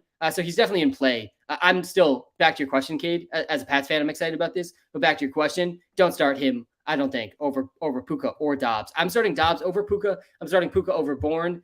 So I'm excited about Bourne as a Pats fan, but I'm not expecting huge fantasy weeks on a consistent basis from him. I'm starting Treylon Burks over Kendrick Bourne in PPR as well. Nico Collins, Zay Jones, or Christian Kirk need help. Sam Berkey951 on TikTok. I think Nico Collins is the play. Zay Jones and Christian Kirk are going to be tough to decide between on a weekly basis. But yeah, I'm okay going with that first option there. Bucks or Bills defense. This one's 2 good options here. I mean, the Bills against the Raiders. The Bills defense didn't look so great, honestly, in week 1 against the Jets. Zach Wilson comes in and the Jets still find a way to win that game and move the ball on the ground. Honestly, that Jets Bills game, it was giving me flashbacks to the Wind Bowl game the Patriots played against the Bills, where it was like, you kind of knew the Jets were going to run the ball. You kind of knew in that Wind game the Patriots were going to run the ball. I think they threw the ball like 2 times in that game. And they still were getting yards. Like, I have some serious concerns about the run defense for the Bills. Just in general, I think that might not be so good against Josh Jacobs and the Raiders. But they are huge favorites against the Raiders. They definitely can score a touchdown and get some sacks against the Raiders. But yeah, the Bucks front 7 against the Bills offensive line, I think, is actually a better spot. I'm okay going the Bucks defense over the Bills defense. Puka Nacua or Zay Jones PPR? Yeah, I'm going Puka. I'm okay going Puka over Zay Jones in a PPR league. The usage for Zay Jones was pretty encouraging in week 1. I do still wonder, though, is Christian Kirk going to outplay him in these weeks moving forward? It definitely is still possible. There was a lot of talk out of that team this week that Christian Kirk will be more involved. So I'm okay going Puka over Zay. Brian Robinson or Isaiah Pacheco PPR? Yeah, I got Isaiah Pacheco over Brian Robinson this week. There's no Clyde Edwards-Helaire this week, which is actually kind of a big deal for Pacheco in a game that the Chiefs should win. The Chiefs are going to be in a fun one this week. Let me pull up. Yeah, they get a matchup this week against the Jaguars. That should be an exciting one. Yeah, I like Pacheco, though, against the Jaguars more than I like Brian Robinson.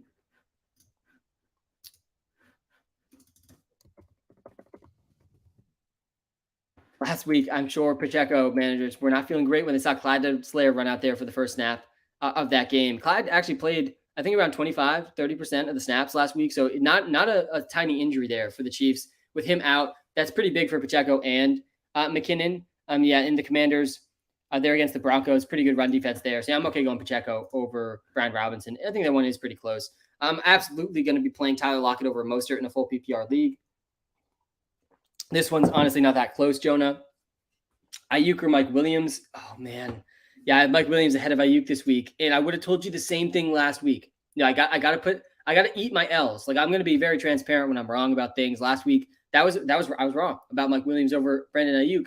But I'm following a similar process this week for Mike Williams over Brandon Ayuk. Mike Williams has a better matchup than Ayuk has this week. And I think the Titans secondary is just one to target. I don't think the Chargers are going to be as run heavy this week against the Titans as they were against the Dolphins last week. Collins, Allen Robinson, or McLaurin, PPR. Yeah, I'm going Nico Collins over McLaurin. I'm going Nico Collins over Allen Robinson. I do think A-Rob and Calvin Austin in deeper leagues can be considered. Both guys are going to be pretty involved, I think, with Deontay Johnson out. But yeah, definitely close. Do you like Pacheco over Josh Kelly and Mostert? I don't like him over Josh Kelly. I think I do like him over Raheem Mostert, though. Jenna Foster, let's get to this one. Hey, Sam, help. Need my 2 running backs in a flex. We got Kenneth Walker, Joshua Kelly, James Conner, and Zay Flowers. Okay, so 2 running backs. start these first two. Start Kenneth Walker, start Joshua Kelly. James Conner's not a bad option either, but a little bit of a tougher matchup, I think, for him this week against the Giants. Actually, a little bit easier of a matchup for him. Let's actually pull this up on the WalterPicks app because I want to compare all three running backs. I think the answer here is these first two, and let's check though. Kenneth Walker, RB10. Josh Kelly, I think, is RB18. Oh, maybe Connor is ahead of him. RB19. That's the last two were actually pretty close. But yeah, I think it's okay to go in this order. Kenneth Walker, Josh Kelly, and James Conner benched. And then Zay Flowers versus James Conner in a full PPR league. I'm going Zay. So yeah, I'm start Walker, Kelly, and Flowers. That's what I would do here. Jenna, thank you for tuning in. Hopefully that helps. And all of these are honestly good options. So you're in a good spot. Love the content and channel. Scary Terry or Mike Thomas this week, full PPR. Man, guys, I don't want to jump the gun because a similar thing happened last year. With Mike Thomas starting well and then getting injured. But Michael Thomas, he was my most drafted best ball wide receiver. And man, I was feeling pretty good about him after week one. Let's pull up these game logs again here and talk through Michael Thomas's week one. I do think I would play Mike Thomas over Scary Terry this week. It's definitely close. I'll pull up Terry here too. Walter agrees with me on this one because look at week one for Mike Thomas. Also, some of the comments after the game from Derek Carr for Mike Thomas. Mike Thomas ran a route on 100% of the dropbacks for Derek Carr in week one. 36 routes for him. He saw 8 targets for a solid 24% target share. 5 catches, 61 yards, no touchdowns. Last year, he scored a lot of touchdowns in those first few games. Definitely a tougher matchup for him against the Panthers. Panthers are also missing their top corner, though, in this game. So there could be some mismatches for the Saints in the passing game still with this one. So, yeah, I'm going Mike Thomas over Scary Terry, and I'm feeling pretty good about the Mike Thomas take from before the season. People overestimate their ability to predict injuries, generally speaking, in the NFL. Michael Thomas entered this season the healthiest he's been at this time of the year in the last 3 years. I'm really excited. I really hope MT can stay healthy over the course of the season and just really show what he can do again in another year of full health. Start 2 in the flex. Tad, I feel like I said this last week. I'm going to keep telling you, man, you got to let me know the scoring settings. You're a frequent member of this live stream, Tad. You got to set a good example for the rest of the people. I'm going to default to PPR here, but my answer will change if this is half PPR versus non-PPR. All right, Ayuk, Josh Kelly, Zach Moss, Zay, or Judy. Start 2 in the flex. Yeah, so first off, you got to start Ayuk. I mean, really encouraging start, obviously, for him in week one. And then these other 3 are much, much closer, I think. First of all, throw Zach Moss out of here. Definitely don't start Zach Moss over Josh Kelly, Zay Jones, or Jerry Judy. Then it gets pretty close. And I think I have Jerry Judy ahead of Zay Jones here in my wide receiver rankings. And I do. I have Jerry Judy at 20. I do not have Zay Jones. I actually do. I have him at 36, one spot after Christian Kirk. I kind of think it's between Kelly and Judy. And if this is a full PPR league, I'd lean Judy. If this is a half PPR league, I think I'd lean Kelly. And if it's a non-PPR league, I definitely would go Kelly. But yeah, I'm going Ayuk and Judy here, Tad, for this one, assuming it's full PPR. Mooney or Pickens for a flex 14-person league, full PPR. Sosa, one of my main leagues, one of my most competitive leagues. It is a 14-person league. I feel your pain, man. Looking at the waiver wire in these 14-team leagues is crazy. Just brutal. I mean, like nothing. Jake Funk is the top running back on the waivers in this 14-person league. So don't feel bad about having to decide between Mooney or Pickens. And yeah, I think it's okay to go Pickens over Mooney with Deontay Johnson out. Mac Jones in general. I mean, you got to feel optimistic as a Pats fan after week one. And I am on record as being an extremely pessimistic Patriots fan. I've even said oftentimes that I really don't think the Pats will be in a Super Bowl again in my lifetime. And I know that's a pretty, hopefully long time, hopefully a really pessimistic take there. But in general, like as a really pessimistic Pats fan, I'm feeling really optimistic about the Pats after week one. And big reason for that was the offense. Mac Jones was the number 1 quarterback. He was number 2, actually, according to this, in week one. Depending on the scoring settings, he might have been number 1. But Mac Jones, the top 2 quarterback in fantasy in week one. He threw for 316 yards, 3 touchdowns. The yards per attempt are still pretty low, still a lot of checkdowns, but they were scheming just so much better. It's so good to see Mac Jones having an actual offensive coordinator. And I expect another big game for Mac Jones against the Dolphins. We saw the Dolphins defense let up a lot of yards, a lot of points in week one. I think that we could see a decent amount of run game from Mondre and Zeke. I think a lot of pass work for them out of the backfield again, too. But yeah, Mac Jones is not going to be the reason the Patriots lose games. And he really hasn't been the reason the Patriots lose games in the past either. It doesn't seem like that's going to be the case this year.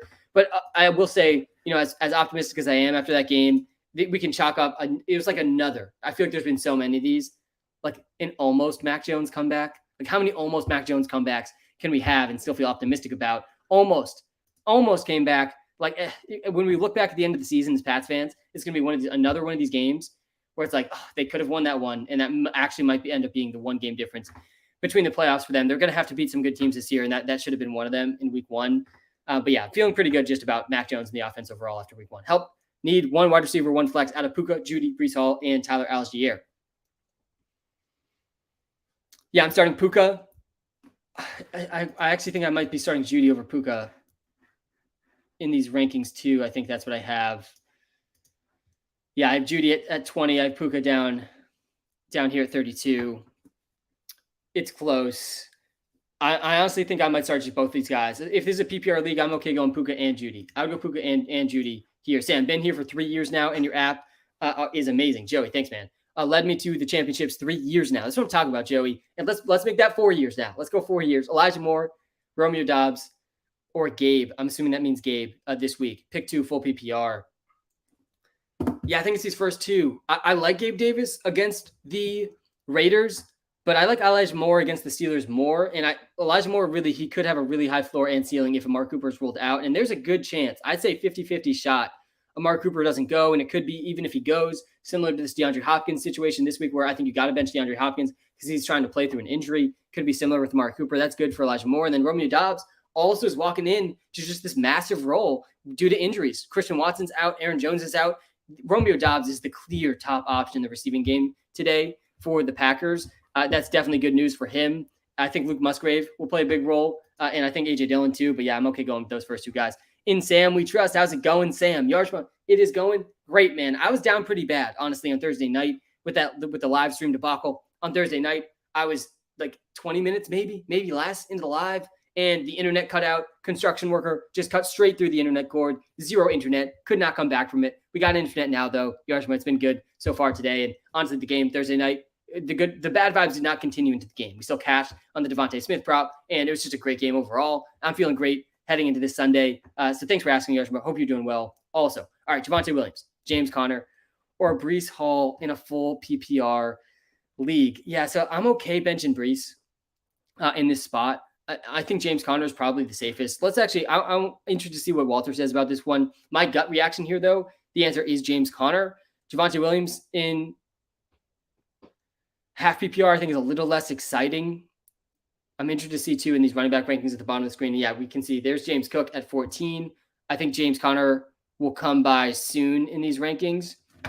I'm going to pull these running backs up, too, to compare on the live. Again, if you're watching live on TikTok, guys, I'm going to get to as many start fits as I can, but also come to, yeah, wow, actually really close. We have James Conner. I have James Conner at 19, Javonte at 20, and Breece Hall at 21. These 3 are back-to-back Yarshua in my running back rankings. No wonder I'm struggling to come up with the answer here quickly. And let me pull up Walter's rankings. And I think Walter has these 3 super, super close also.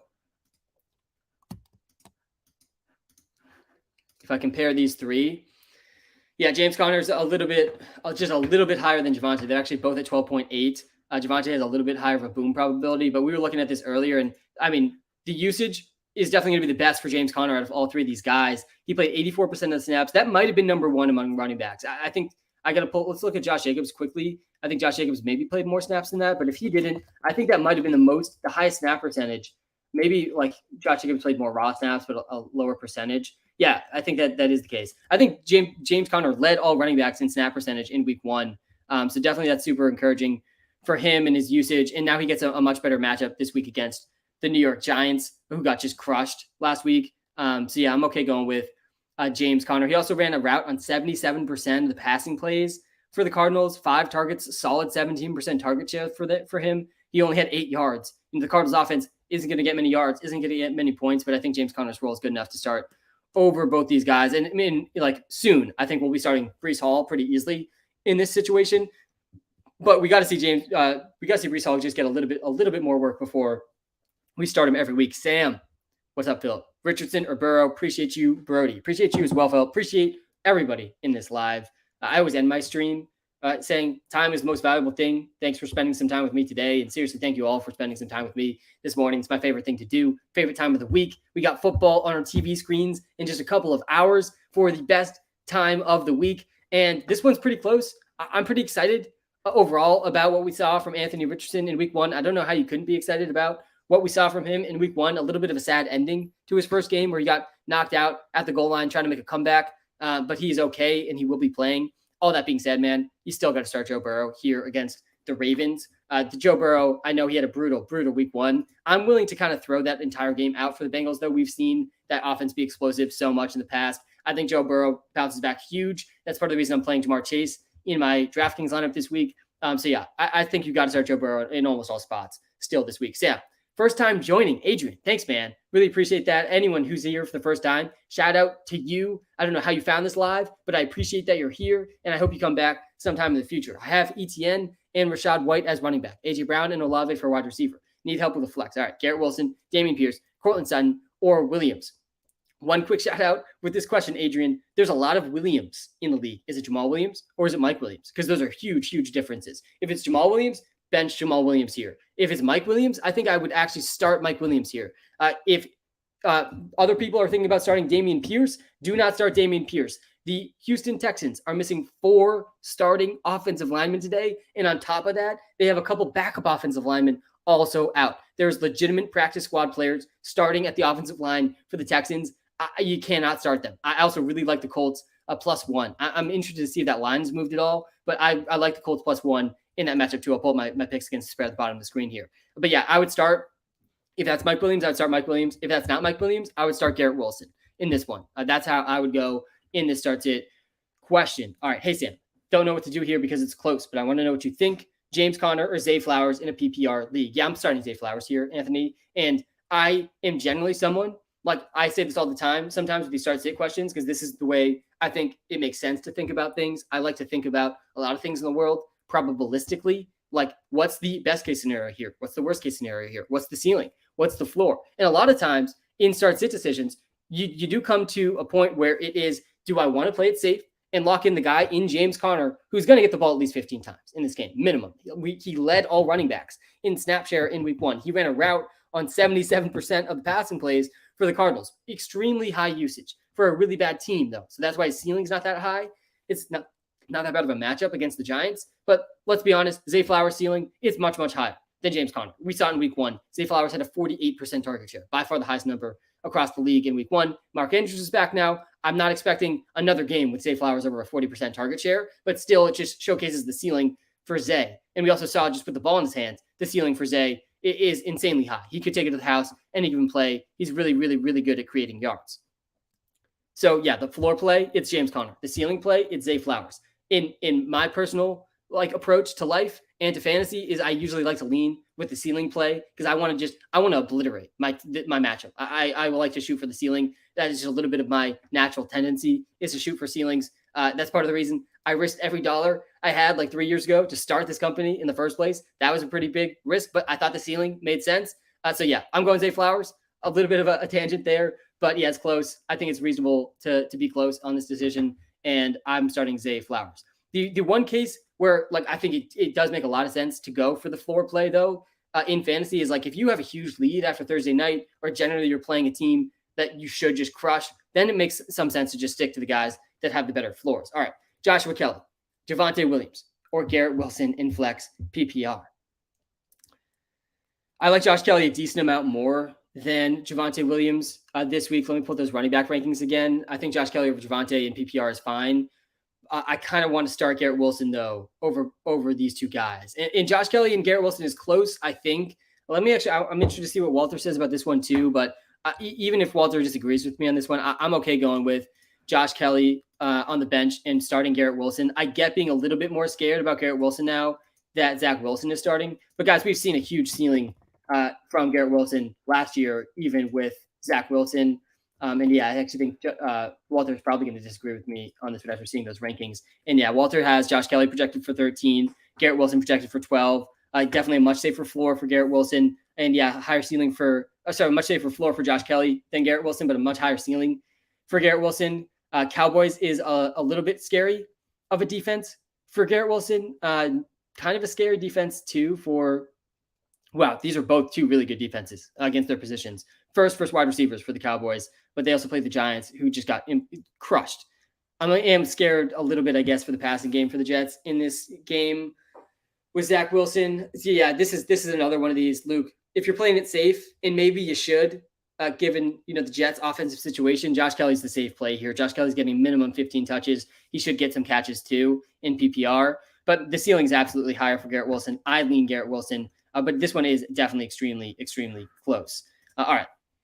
Let's get to some more of the start sits in the TikTok live, in the YouTube live. Again, guys, we're live on TikTok and YouTube, and I try to get to as many of the start sits as I can possible throughout the live stream. I still have 2 hours left on this live. We're not that far from the games starting now, but I also, on the YouTube live, link is right in the TikTok bio, I have my top 25 rankings for every single position up on the YouTube live, scrolling at the bottom of the screen. I promise you will answer a lot of the questions I see that I can't get to on the TikTok live. Like I see a Mark Cooper Collins and Romeo Doubs, like that one is answered in the rankings up on the YouTube live. You can't start Hopkins, by the way. He's injured. He's going to play, but he's injured. You just cannot trust a guy trying to play through an injury. We've seen through Hopkins try to play through injuries recently in the past. Almost all these start sit questions with Hopkins I'm seeing, don't start Hopkins. I like Romeo Doubs a decent amount today with no Christian Watson and with no Aaron Jones. I also like Nico Collins a lot too. I think that I have Doubs, though, ahead. I think I have Doubs ahead of Nico Collins. It's definitely close. I think they're outside of my top 25, but I have 35 wide receivers, actually 36 maybe, in my top 25 receivers this week, because there's a lot of receivers that I like, and there's a lot of receivers in tough start sit decisions. So Judy versus Godwin, yeah, I'm going Judy over Godwin. I am not feeling great about Chris Godwin. He's at number 30 in my top 25 wide receiver rankings. Here we can see Nico Collins at 31 too, if you're watching live on YouTube. I don't know if actually I did have Nico Collins ahead of Romeo Doubs. I think I maybe changed that answer there. I would go with Nico Collins over Romeo Doubs, but yeah, Judy over Godwin for me. I'm nervous about just the passing volume in this Buccaneers offense. Let me pull it up here on the YouTube live. The pass game volume has me really concerned from week 1 with the Bucs, and we did see some reports about this before the season too, that the Buccaneers could become more run heavy, and we saw it in week 1, like 6 targets was still 19% target share for Godwin. They just didn't throw the ball that much. They had about 50 or 51% of their plays were rushing attempts, and the rushing game was pretty inefficient still. But this is a team that wants to be a run-heavy team, and an offensive coordinator that wants to be run-heavy, much different than the Bucs we've seen in the past. Not a terrible matchup for Godwin, but yeah, I'm okay going Judy over Godwin. Let's compare these two. There was reports out there that Judy will not be on a snap count today, despite coming off the injury. So yeah, it's Judy for sure. It's Judy over Godwin. Definitely a better matchup for Godwin than Judy, but still, I'm scared the Bucs are going to be really, really run heavy in comparison to the Broncos. All right, let's get to some of these start sits. Shout out to everyone on this live, by the way. Hit the like button and the subscribe button if you're watching live on YouTube. Seriously, it takes you 2 seconds, and it helps me out way more than you realize. Same thing on the TikTok live. Hit the like button just by tapping the screen, or hit the follow button.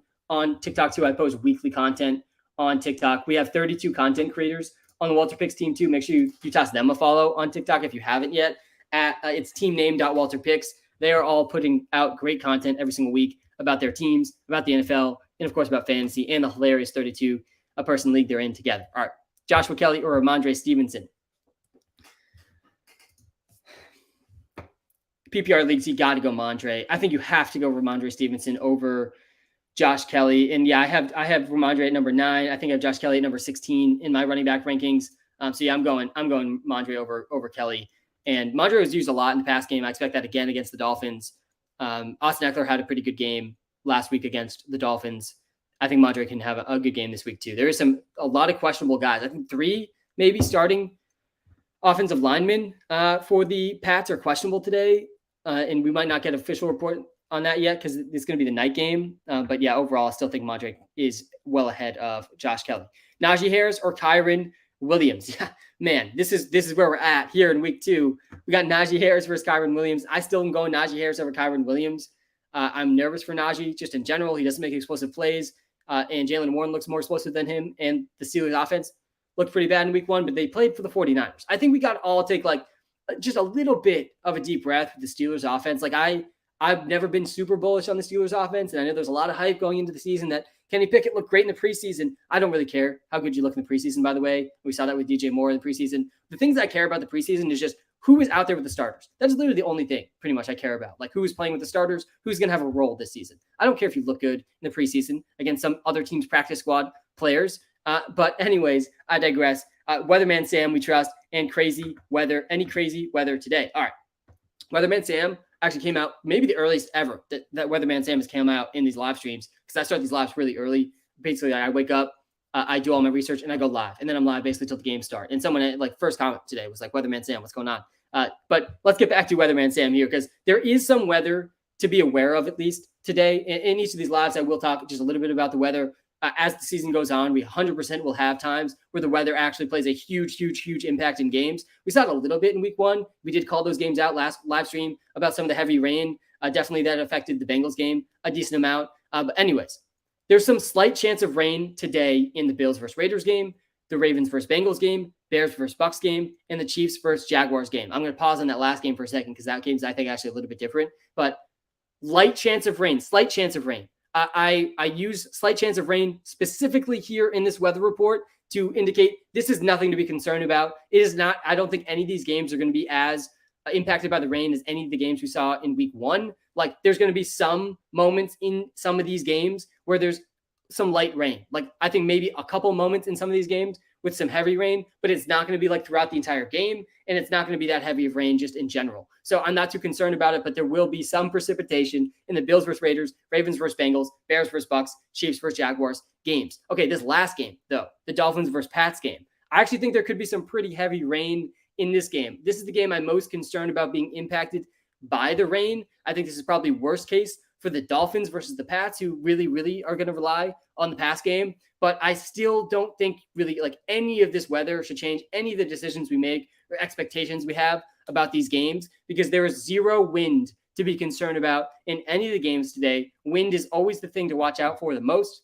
Wind over 25 miles an hour really has an impact on games. That has been well documented in research that I've done, even myself, to verify that is the case. But there's no wind to be concerned about today. And really, there's not that much weather to be concerned about today overall. That's Weatherman Sam with the weather for today. The TLDR there is don't worry about the weather today. There's a little bit of rain. Rank them. Who you start, Godwin or D-Hop or Dobbs? Yeah, I'm going Dobbs, then Godwin, then D-Hop. I want absolutely nothing to do with D-Hop today. He's trying to play through an injury. Fourth season using Walter. Let's go, man. Love to hear that. And Alessandro, man, if you guys, any of you out there that have used the WalterPicks app like more than even 1 year, more than 2 years, I hope you guys have felt just the massive improvements year over year we've been making to the WalterPicks app. I mean, like looking at what the app looked like 3 years ago is funny to look back on, and just how bad, honestly, of an app it was compared to what it is now, which I absolutely love seeing. It only was possible because of our WalterPicks subscribers. Like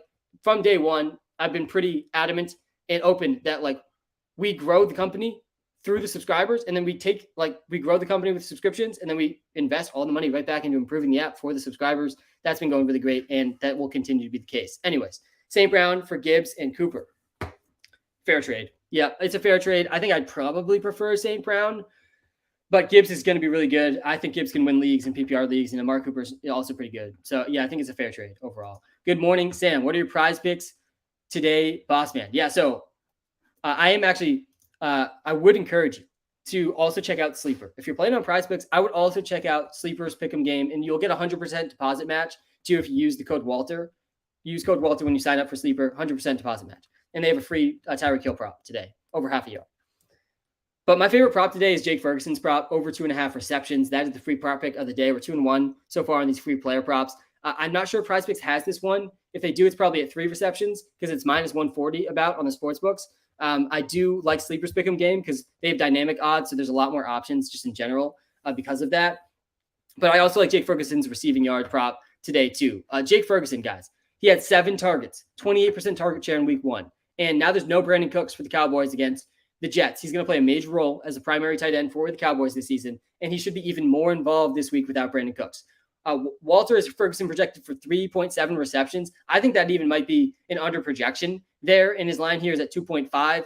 The Jets, their defense looked great in week 1. They still let up over 3 receptions, at least 3 receptions, to both Dalton Kincaid and Dawson Knox in week 1. So they've already done this, already allowed this to 2 different tight ends. Jake Ferguson sees almost a 30% target share in week 1, and now there's no Brandon Cooks. Sign me up for these Jake Ferguson props all day long this week. And again, if you are using Sleeper, use code Walter. You'll get a 100% deposit match, and you can find the code to the Sleeper Pick'em game right in the YouTube description if you're watching live on YouTube. All right, let's get back to some of these start sits. Let me take a breath here and sip a coffee, and then we'll get back to some of these start sits. Start Lamar Jackson over Richardson. That was the first Lamar Jackson question I've seen, which is good, I think. I put Lamar Jackson in my Do Not Bench video this week, and he's also my Do Not Bench on this list above me on TikTok. Start Lamar Jackson, 100%. I'm excited about A-Rich, but I'm starting Jackson over him for sure. All right, Kendrick Bourne. We pull the QB rankings here again. Kendrick Bourne, Rashid Shaheed, or Akers, or risk waiting on Amari Cooper. Yeah, Elijah, this one's a tough spot, man. And man, did Rashid Shaheed look pretty good in week 1. Honestly, I'm excited for the Saints passing game, and we still don't have him projected a ton in the WalterPicks app. He only played 49% of the snaps. He only had 6 targets, but he did a lot with those 6 targets, 5 catches, 89 yards, and a touchdown. He also had 2 carries in week 1 as well. A little bit worse of a matchup, though, in week 2 against the Panthers, who they are dealing with some injuries in the secondary, though. I do not want to be starting Akers. I do think Kendrick Bourne, I'm okay starting Kendrick Bourne over Amari Cooper. I do really think there's a good chance Amari Cooper doesn't play, a good enough chance that I'm looking for other options now. I'm not waiting and risking it on Monday night, and then maybe Donovan Peoples-Jones is available on your waiver wire, but maybe he's not too. And you could be in a really tough spot if you wait on Amari Cooper and he doesn't play. He aggravated a groin injury. He's not really historically a guy that will play through injuries like that. So yeah, I'm a little bit nervous about Amari. Not even a little bit. I'm a lot of bit nervous about Amari. I think you got to be looking at other options. I think Kendrick Bourne's your best option there. Start Raheem Mostert or Courtland Sutton in PPR leagues. Yeah, let me pull up this one too, because my gut in PPR, it's Sutton. You got to start Sutton over Raheem Mostert. I want to see what Walter says about this one too. And I do want to pull up the game logs also for Raheem Mostert, because there's no other options really in that backfield. Salvin Ahmed played a little bit for the Dolphins in week 1, but 71% snap share for Raheem Mostert. Did he have any games? A couple games last year where he was at that type of usage. I think A-Chain is going to be active this week. Mostert was also very involved in the pass game. 60% route percentage is pretty solid. Only 5% target share, though, 2 targets. He finished with just 13 points. The Pats defense did look pretty good, guys, in week 1. And then Courtland Sutton, meanwhile, yeah, in PPR, I think you got to go Sutton. In PPR, you should go Sutton. If there's a half PPR, non-PPR, I think it'd be much, much closer, even probably lean towards Mostert. But yeah, I'm okay going Sutton in PPR over Raheem Mostert. Any bad weather today? Nope. Weatherman Sam was just out. No bad weather really to consider. There's some slight rain, just a little bit of rain, not as much rain as last week in a few games, but nothing to change your opinion or decisions in any of those games. All right. Who should be my 2 flexes? D-Hop, Zay, Nico, Lockett. Do not start DeAndre Hopkins. I'm telling everyone in every spot basically this week, don't start Hop. I think the risk is basically 0 points, close to 0 points. I think Hopkins, he is playing. DeAndre Hopkins is playing, but he did not practice this week. He is dealing with a very real injury. He is not 100%, and he could really just be used as a decoy. He could not play his normal amount of snaps. I like Treylon Burks a lot for that reason, because this is a good matchup for them against the Chargers. But yeah, I'm starting everybody basically over DeAndre Hopkins. I definitely would start Nico Collins, though, in this one. And I think I'd start Tyler Lockett over Zay Jones as well. So yeah, I'd go Nico Collins and Zay Jones. Sorry, Nico Collins and Tyler Lockett here at this first start of this question. And then should I play Breece over Javonte or Mostert? Another league, D-Hop over MT. Lots of leagues here. Yeah, MT over D-Hop for sure as well. And then Breece over Javonte or Mostert. I'm okay not doing that. It's definitely close. Let me pull the running back rankings here. Again, I have Breece Hall ranked as my number 21 running back. Javonte comes in at number 20, so 1 spot ahead of Breece. And I actually don't think I have Mostert in here. I am okay going Breece. If this is PPR, I'm okay going Breece over Mostert. If it's half PPR, I don't know if I would do it. But Breece over Mostert's fine, in my opinion. DK or Mike Williams?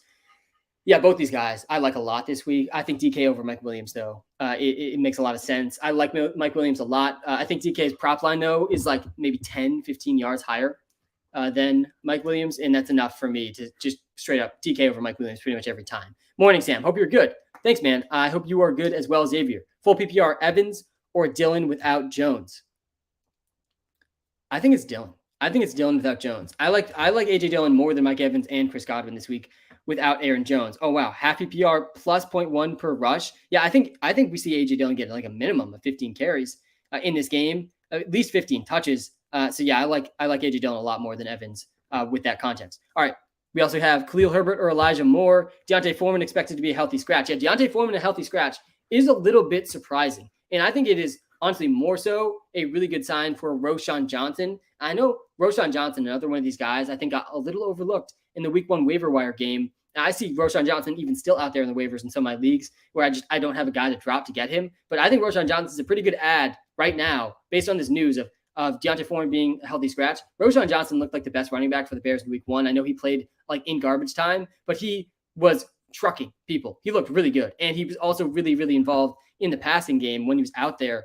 That being said, if this is the same scoring settings here, I think Herbert over Elijah Moore makes a lot of sense in this one. I am nervous though. Actually, now that I think about this, let's pull this up on screen because this is not a good matchup for the rushing game for the Bears, and maybe that's part of the reason they're making D'Onta Foreman a healthy scratch. They know they're going to need more in the pass game, and that's where Roschon Johnson comes in. Because the Buccaneers, guys, their defensive line is good, like maybe even top 10 in the league good, maybe even top 5 in the league type good. So we're going to do Khalil Herbert versus Elijah Moore here. This is a half PPR league, so let me change that. And we'll look up Elijah Moore. Delete a few of these guys. And yeah, I think it's going to be Elijah Moore. It is. Yeah, and I'm okay going Elijah Moore here. And there's a really good chance too. I really like Elijah Moore too, with the chance that Amari Cooper sits. And even if Amari Cooper plays, I think Elijah Moore could be really involved, and Amari Cooper would be a little bit limited. Judy or Nacua. Oh, man, it's so tough to bench Puka Nacua. I'm in on the Puka Nacua hype train just in general. Like I want to be in on it. But then I get to some of these start sits, and I'm starting Judy over Nacua. Yeah, I think I'm starting Romeo Dobbs over Nacua too. I'm starting Zay Flowers over Roschon in the flex.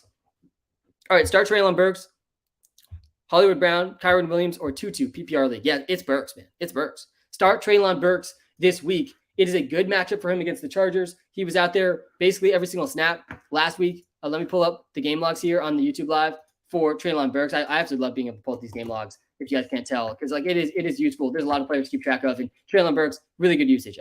90% of the snaps, he ran around on every single Ryan Tannehill drop back, just didn't get the targets. DeAndre Hopkins dominated the targets. Hopkins, I think, had a 38% target share, but now Hopkins dealing with an injury. Really, really good matchup against the Chargers. They were dead worst against receivers in week 1. They did play Tyreek Hill, so a little bit of an asterisk there, but still, good spot for Treylon Burks in a game that they should be trailing in. I like him a lot in PPR. I don't hate Tutu Atwell either, though. I think he's in play. I actually have him ahead of Puka in my wide receiver rankings, which feels a little strange also. Part of me did that because of the injury, though, to Puka Nacua midweek that they're saying is not actually a big deal. Anyways, I'm starting Treylon Burks there. Hey, Sam, Breece Hall, Treylon Burks, or JSN at flex PPR. Yeah, it's Treylon Burks. I think it's Treylon Burks over JSN. I'm excited for JSN. I think he's going to have some huge weeks. I mean, massive weeks. I still don't think like generally people realize the ceiling of JSN is like as good as DK Metcalf, like that type of receiver. I'm a little bit nervous, honestly, for Tyler Lockett. Feels like he might end up getting squeezed out target share wise in some of these games. Still think he'll have some massive games too. I still think he's really good. But yeah, I like Treylon Burks though in the spot this week with the Hopkins injury more than I like JSN and more than I like Breece Hall as well. Hey, Sam, full PPR, flex, Puka, Godwin, Javonte Williams, Breece Hall. Yeah, I think I would probably rank these guys in this order. Maybe I would put Javonte over Godwin, but this is a spot, Yarshba, fire up Puka Nacua with a bunch of confidence. And I'll say it one more time for the people in the back too, because I think this is just really cool that we got to witness this and a really, really, really good sign for Puka Nacua overall. Puka Nacua is the 4th player ever to have 10 catches and 100 yards in his first NFL game. He's also the first rookie to debut with over 100 yards since Jamar Chase did it in 2021. He's a part of very elite company. And I'm in on Puka Nacua.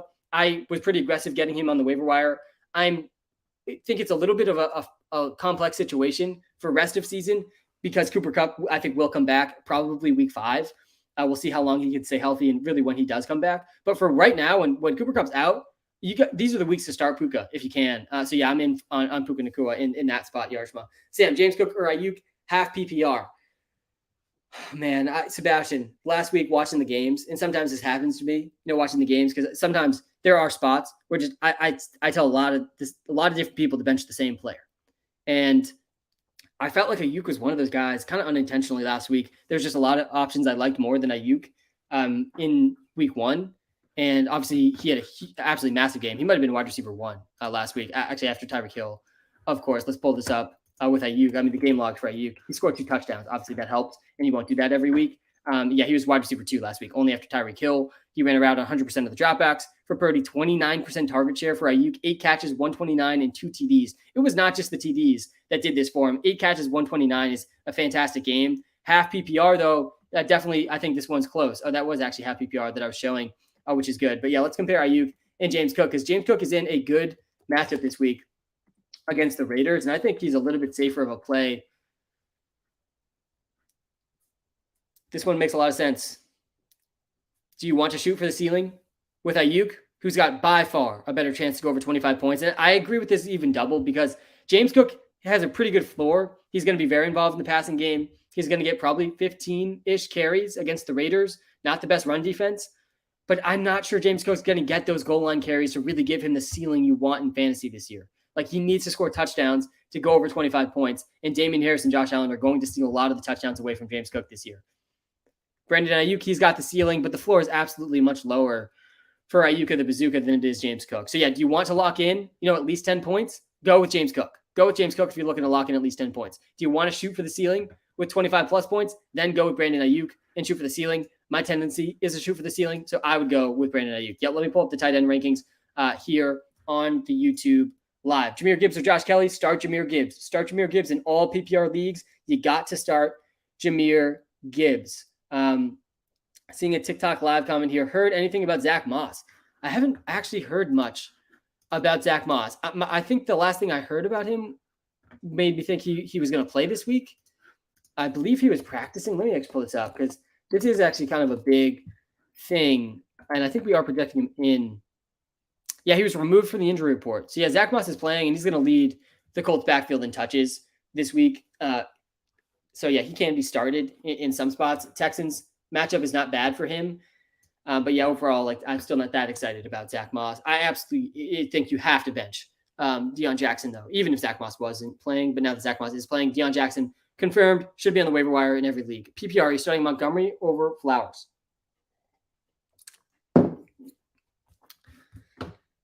I don't think I'm doing it. This is another one of those that I think you could talk yourself into, the floor is Montgomery, the ceiling is Flowers, but even Flowers, I think, has a reasonable floor after his 48% target share in week 1. Mark Andrews is back. Don't think we see that crazy of a target share for him in this week or future weeks. But yeah, I'm okay playing Zay Flowers over Montgomery. Hey, Sam, happy Sunday. Happy Sunday to you as well, Rob. Please pick 2. Godwin, Lockett, Judy, Nacua, PPR, then Judy or MT, PPR, thanks. Yeah, I'll pull up the wide receiver rankings here again on the YouTube live. I do think that I have Michael Thomas here at 27, and I have Jerry Jeudy at 20. So I would play Jeudy over Michael Thomas. It's a close one, definitely a tough one. I could see both them having huge games. And then Godwin, Lockett, Jeudy, Nacua, PPR. I think that one might be Jeudy too. Yeah, it is. I think it's Jeudy or Nacua. I'm going Jeudy, then Nacua, then Lockett, then Godwin. I think I would go, oh, you had to pick 2. Yeah, so Jeudy and Nacua. I would go Jeudy and Nacua. I think I actually might have Godwin ahead of Nacua here in these rankings. I'm actually going to change that, though, right now. I'm actually going to put Nacua 2 ahead of Tutu, because I do feel like I would play him over Tutu at this point.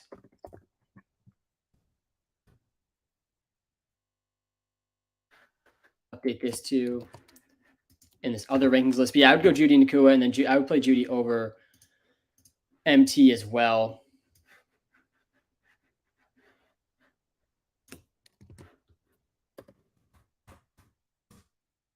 Okay. Let's pull up these wide receiver rankings again. All right, I want to get to this one from I saw Chase somewhere in here. Here he is. Always easier to see the WalterPicks logo pop up here on YouTube. All right, please pick 3. 2-year subscriber. Chase, appreciate you. If you are watching live on YouTube, hit the subscribe button. Also, guys, if you haven't yet, check out the WalterPicks app on the iOS and Android app store. I've helped build this app over the last 3 years. I have put an insane amount of my time and energy and money towards the app. Check it out. It's going to help you with all your start sits that I don't get to. Even the ones I do get to, it might help you even more, honestly, than the start sit advice I can give. It will account for your league settings. It's free to download. It's in the TikTok bio. It's in the YouTube description. Check out the WalterPicks app if you haven't yet. All right, Brees, Tutu, Rashad White, Dobbs, Miles Sanders, Javonte, Khalil, Herbert, Pickens. You got to pick 3 here. Okay, so you're definitely playing Rashad White. I think you're definitely playing Miles Sanders here too. And then I lean Romeo Dobbs over Tutu. I think I have Tutu over Dobbs though in these rankings here. I don't know if I think I'm going to adjust that actually quickly here too, because to me, Romeo Dobbs is a better option. I think even than Puka this week. So I'm about to change that here in these rankings. I think the answer there was Romeo Dobbs. I don't think Tutu Atwell is a bad option by any means. But yeah, I'm okay going Dobbs over Tutu in general. I'll put these wide receiver rankings up one more time here on the YouTube live. But yeah, that's what I would do. And thank you, Chase, for coming back to the live. Appreciate seeing you back. Sam, I'm torn right now between Pacheco and Kelly. I want to start Josh Kelly, but my Titans have a great run defense. Walter likes Kelly like you. Yeah, it's definitely a close one. Let's pull up this comparison here. I know you looked at this already, Kylo, but I'm interested just to look at how the Jags run defense looked against the running backs in week 1, because I know that the Titans run defense is very good. It's part of the reason Kelly's prop is really low in rushing. I think it's like right around 49.5 rushing yards for Kelly. And yeah, the Jaguars were actually better against running backs than even the Titans were in week 1. So yeah, I think that's reason enough. Go Josh Kelly over Isaiah Pacheco this week. I do feel pretty confident, even with Clyde Edwards-Helaire out, Kelly will touch the ball more. This is also half PPR. Let's switch it to PPR, which I think is what you play, Kylo. But yeah, even in PPR, it doesn't change much. And I think Kelly, even with Clyde Edwards-Helaire out, he'll pretty easily get more touches than Pacheco with Austin Eckler out. Okay, Mostert or Atwell PPR. Austin, you got to play Tutu Atwell over Mostert. Hey, Sam, happy to be back for a year 3. Love to have you back for year 3. Zach, PPR trade, T. Higgins and A-Rob for Godwin, MT, Allgeier, and Kirk Cousins. QB is Purdy. So hyped for the season. I do have DraftKings lineup for you in a second. I'm okay with this trade.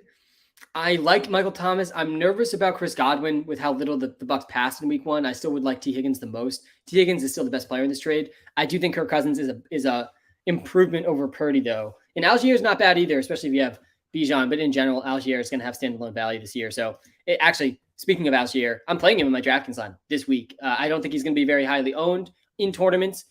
Most of my tournament strategy though this week, I'm stacking Lamar and I'm stacking him against some of these Bengals receivers. In this lineup, in this tournament lineup that I have on the screen on YouTube right now, I'm going Lamar, stacked with Zay, running it back with Jamar Chase.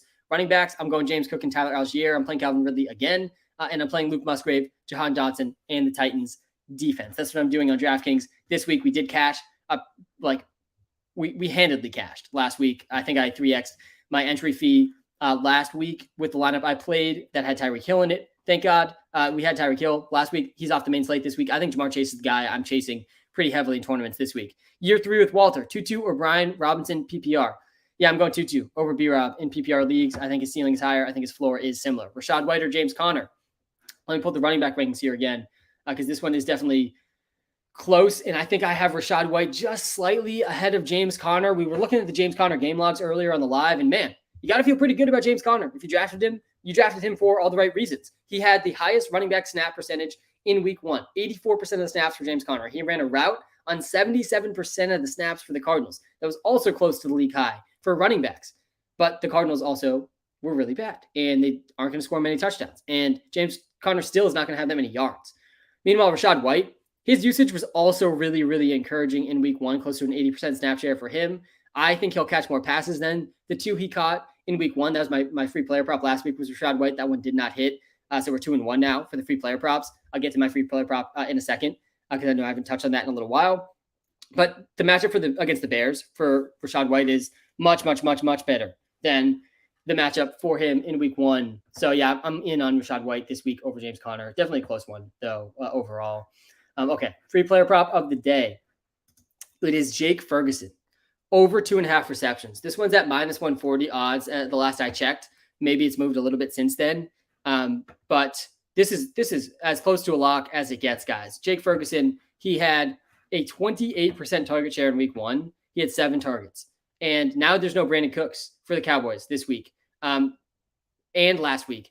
On top of the Jets defense looking good, the Jets defense looked great in week 1. They're one of the better defenses in the league. Still, we saw both Dalton Kincaid and Dawson Knox go over 2.5 receptions in week 1. So Jake Ferguson, who had almost a 30% target share, near the top of the league at tight ends, almost a 30% target share with Brandon Cooks playing, now has no Brandon Cooks playing, and he's playing a defense that's already let 2 different tight ends go over 2.5 receptions. I mean, man, this is a great line you're getting with Jake Ferguson. I like his receiving yards too, if you're not going to find the receptions prop for decent odds. I don't hate the receiving yards one either. And also just again to call out, guys, if you've never deposited on Sleeper before, go take the free money, 100% deposit match on Sleeper if you use code Walter. I do appreciate that. Link to Sleepers also in the YouTube description if you're watching live on YouTube. All right.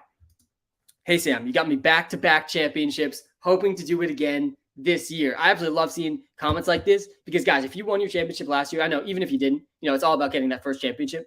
But if you won your championship last year, I'm telling you, there is no better feeling than dominating your league so badly that you go back-to-back championships, and this compounds exponentially. If you go back-to-back championships, I mean, basically, like, you just own your league mates for life at that point. And I hope we can do it here, Flicky, in the YouTube live. All right, Javonte or A.J. Dillon without Jones and JSN. Yeah, you got to play A.J. Dillon for sure. You got to play A.J. Dillon over Javonte Williams without Jones. Okay, and then JSN, Mike Evans, or Debo pick 2, also a 3-year sub. Shout out to you, man. Really do appreciate that. And the 5 stars. I know you've been around this YouTube live. If you're tossing 5 stars in the comments, one of the other really easy ways you could support me and the WalterPicks brand without spending a single dollar is tossing the WalterPicks app a 5-star review in the iOS or Android app stores. Helps us out a ton. Takes you like 30 seconds to give us a 5-star review. And you can let me know you did that by putting 5-star emojis in your comment. I will try to prioritize your comment for tossing us a 5-star review. All right, going back to this question though, I think it's JSN and Debo. I think I would go JSN and Debo. I really just don't feel great about Mike Evans with the pass volume for the Bucs in week 1. I think that one's close though. I lean towards Debo probably ahead of these other 2 guys just slightly. Yeah, actually I have Mike Evans and Debo. I think, look at these. These 3 are right next to each other. And yeah, I said JSN and Debo. I think I would actually go Debo over Mike Evans. I disagree with that ranking just slightly that I had earlier this morning. Okay. Another glorious football Sunday. I need 2. Garrett Wilson, Dotson, Keenan, JSN. So you're starting Keenan Allen in 100% of situations. Start Keenan Allen. All right, and then JSN, Dotson, Garrett Wilson. That one's a little bit closer. I think I would go Garrett Wilson, though, over Dotson and JSN still. I love seeing these 5-star in the comments. Again, I'm going to trust you. If you put 5 stars in the comments, that means you toss the app, the WalterPicks app in the iOS or Android app store, 5-star review. Really do appreciate you doing that. Hey, Sam, pick one. Elijah Moss, Allgeier, or Davis. Yeah, I'll pull up the spread picks for you, Kylo. My favorite one I do think is Colts +1. I don't know if that's moved at all yet, though, since some of this offensive line news for the Texans. You're starting Bijan already. Love the content. Thanks, man. Yeah, I actually really like the high floor play of starting Bijan and Tyler Allgeier. It reminds me a little bit of the high floor play I'm doing in a few of my leagues of David Montgomery and Jamir Gibbs. Both those teams use their running backs a ton. And so there is actually a pretty high floor ceiling play to play both of them. Generally, though, I do think I like Elijah Moore the most out of all these guys in PPR, but I don't hate starting Allgeier with Bijan either. I would go one of those routes. Elijah Moore is probably the higher ceiling play, but starting out Tyler Allgeier and Bijan, you're locking in, I think, like a minimum of 20 fantasy points, which is pretty good overall. And I still think there's a ceiling of like 40 plus. Okay. Bam, Sam. Philip, great to see you back in the YouTube live, man. Hope all is well with you. Pick 2, half PPR. Elijah Moore, Justice Hill, Cortland Sutton, Hollywood Brown. Thank you, brother. Yeah, so Justice Hill, I got to say, like basically from the moment J.K. Dobbins tore his Achilles to now, like my excitement for Justin Hill has been just like started really high and just like kind of steadily declining over time. I'm not sure exactly what it is. Maybe it's Justice Hill has never really seen a big workload in his entire career. He's not that young at this point. He's been in the league, I think 4 or 5 years now. He's a really fast player who I was excited about to fill this role. Also, like in week 1, yeah, he's 96th percentile speed. Justice Hill. He's 25 years old, so he's not that old. He's been in the league, I think, 4 years now. This is his 4th year. So he has been around a while. He's never seen a huge workload. but he was the number 2 running back for the Ravens, like in week 1. I think that's a good sign for him. But yeah, overall, I think Gus Edwards and even Melvin Gordon maybe will mix in. I don't know if Justice Hill gets to 15 touches like in this week. I don't want to start Justice Hill this week. That's a long way of getting there. I added him in a few leagues also, but I'm not starting him this week. I like Elijah Moore much more than him. I like Cortland Sutton more than him. I like Marquise Brown more than him too. So yeah, I'm starting Elijah Moore, and I think I would go. God, Cortland Sutton versus Hollywood Brown. I actually want to do this comparison quick live on stream because this one's close too. Cortland Sutton versus Marquise Brown. I don't think either of those guys were the 35 players in my top 25 wide receivers this week. He is in the top 35 according to Walter. Let's check out Sutton here. Yeah, it's Marquise Brown over Sutton. It's Marquise Brown over Sutton. A pretty good matchup for him against the Giants. Not as good of a matchup for Sutton against the Commanders. So yeah, everything's pointing to Marquise Brown here. I think I agree with this one after looking at these numbers. I would go Elijah Moore, Marquise Brown with these two in a half APR league. I think that one makes a lot of sense.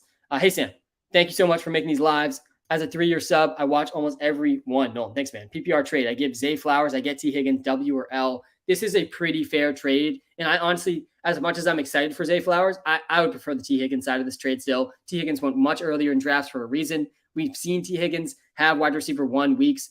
He is not that far behind Jamar Chase in terms of, the pass targets in the Bengals offense. I think it's a W. I generally don't make too many 1-for-1 trades in the same position like that. But yeah, I think that is W. Yo, Sam, Josh Kelly or Miles Sanders? Let's pull up the running back rankings again here. Good to see you in the YouTube live again. Andrew, Miles Sanders had a really encouraging usage in week 1, but he's got a tough matchup in week 2 against the Saints. Let's pull up Sanders and Josh Kelly. I have a feeling Walter's going to say Josh Kelly. Josh Kelly has a tough matchup too, though, against the Titans. And yeah, I have Josh Kelly at 16 in my rankings, and I think Miles Sanders is a few spots later. Walter is actually saying Miles Sanders, though, over Joshua Kelly. Josh Kelly may be a tiny bit safer, but the usage for Miles Sanders, man, look at this usage for Miles Sanders in week 1. He played 56% of the snaps. So not like any crazy type of snap share, but when he was out there, Miles Sanders was getting the ball consistently. 18 carries for Miles Sanders in week 1, a solid 4 yards per carry on those touches. And he also saw 6 targets, 19% target share, super encouraging usage for him out of the backfield. So when he played 56% of the snaps, he still ran a route on almost half of the dropbacks for Bryce Young in week 1. So huge usage there in the pass game for PPR leagues. He looks like he is going to get to that 50 catch number that was getting me to draft him early in the draft season in best ball. So yeah, I think Miles Sanders over Josh Kelly is fine. I'm okay with that. My rankings have Josh Kelly just a couple spots ahead of Sanders, but I kind of disagree with that after looking at some of these numbers here. All right, Geno or Burrow? Yeah, you got to start Burrow. Got to start Joe Burrow. Joe Burrow is my number 6 QB. Only QBs I'm starting over him: Josh Allen, Lamar Jackson, Trevor Lawrence, Justin Herbert, and of course Patrick Mahomes. Okay, D-Hop, Judy, London, 2-2, full PPR. You got to bench D-Hop. I know he's active. I'm not trusting D-Hop at all with him playing through an injury. I benched D-Hop in every single start sit question today. I'm benching D-Hop, basically. Okay, Judy, London, 2-2, full PPR. Yeah, I think it's Judy. I would play Judy and 2-2, though, over London right now. I wouldn't be shocked to see a big game from London, but I also just wouldn't be that shocked to see another really, really low game from Drake London with how little this offense might pass the ball this season. Okay. I'm seeing there might have been some official inactive reports coming out, so I want to just call those out here on the live stream. So first of all, let me scroll down here again. Mark Andrews officially is active. Travis Kelce is officially active. Quentin Nelson, he's officially active. Carlton Davis is out for the Bucs. That's definitely good for the Bears, and it makes me like DJ Moore even a little bit more. Now, this week, Aaron Jones is inactive. His hamstring injury not considered serious. The Lions left tackle, he's inactive for week 2. That's not great for David Montgomery and Jamir Gibbs, but not going to move the needle in terms of rankings. Chris Evans, he will not play. That's big for Travion Williams. Some people I saw saying this is maybe big for Joe Mixon. I don't really think Joe Mixon is going to see much more usage than he saw in week 1. I think it's going to be similar stuff for Joe Mixon, playing first and second downs, seeing decent work, but not going to see this 80% snap share some of these other running backs are seeing. Travion Williams will get a boost with Chris Evans out, but not enough to be startable in fantasy. Jacoby Myers is confirmed out. That was expected. Deontay Foreman being a healthy scratch. Really, I think Roschon Johnson, he should not be on the waivers in any league. Any league. I'm going to go add him actually in one of my leagues. I know he's available. I got to drop someone. I'm willing to drop Tyjae Spears for him. I got Tyjae Spears in a lot of leagues too. I like him, but I think I like Roschon Johnson even more out of what we saw in him with week 1. And Deontay Foreman being a healthy scratch is great news for him. David Bakhtiari is out for the Packers. That's not great for A.J. Dillon. Devin Bush inactive for the Steelers. Let me see if there's any other news to just quickly refresh here. Kyron Williams or Hopkins? I'm not starting Hopkins. But God, I don't love Kyron Williams either, but I'd start Kyron Williams over Hopkins. I'm starting Dillon over Josh Kelly. I'm starting Rachaad White over Zach Moss. All right. Mark Andrews active, Kelsey active, thank God. Oh, wow. Clyde Edwards-Helaire is active. And Cordell Patterson is inactive. That is, both these are actually pretty surprising. And I think we got to update the WalterPicks projections. Samps, if you're watching this, and someone on the projections team watching this, I do think we have those flipped in the projections right now in the WalterPicks app. Not huge injuries, obviously, or inactives that will change things that much. But Clyde Edwards-Helaire, he was not expected to be active. He is active. That does, I think, decrease my confidence level in Pacheco and McKinnon just a little bit. I thought that was going to be a boost for both those guys. Also, Cordell Patterson, he's inactive. He was not on the final injury report, so this looks like a healthy scratch. Maybe they're just giving the veteran one more week to get fully healthy. But that is also really good for Bijan Robinson and Tyler Allgeier, because Cordell Patterson definitely was going to be a risk to steal and vulture targets and potential goal line carries in this offense. That's not going to be the case anymore. So Cordell Patterson and Clyde Edwards-Helaire, both kind of surprising in their active status. All right, Rachaad White or Jamir Gibbs? You got to start Jamir Gibbs, guys. Please start Jamir Gibbs. He's my number 8 running back in PPR formats this week. If it's PPR, you got to be starting Jamir Gibbs. Burrow or Fields? I like Burrow more than Fields. I like Josh Kelly more than Allgeier and Godwin. I hope you're having a great day. You too, man. Zay Flowers, Scary Terry, Jerry Jeudy, and Brandon Ayuk in a PPR league. My second year here. Andrew, thank you so much. I appreciate you tossing a 5-star review to the WalterPicks app in the iOS and Android App Store as well. Toss 5 stars in your comment like Andrew did here on the YouTube Live. And I'll try to prioritize your comment because I'll know you tossed the app a 5-star review. All right. Yeah, I think this is Zay. I think it's Zay Flowers. I think Zay Flowers and Ayuk are close, though, in these rankings, actually. And yeah, I do actually have Ayuk one spot ahead of Zay Flowers. So yeah, I think it's between Zay and Ayuk. I benched Jeudy and Terry in this one. Ayuk obviously had a monster week 1. Zay did too. I think Ayuk is who I would lean, though, with my rankings. Hey, Sam. I'm struggling between DK Metcalf or Rachaad White, the flex full PPR. Who do I start? Also, question, how do the AI projections work on WalterPicks? Yeah, good question here that I'll get to. First, for your start sit, it's DK Metcalf over Rachaad White. I got DK Metcalf as my number 9 wide receiver. His over-under is like 64.5 or 63.5 receiving yards. That is a really encouraging sign for him in a potential shootout against the Lions. I'm starting Metcalf over Rachaad White. Rachaad White may be a little bit of a safer floor just because he's going to get some more locked-in touches in the backfield. But, yeah, I'm starting Gibbs over White in non-PPR too. Getting back to your question, though, about how the AI projections work in the WalterPicks app.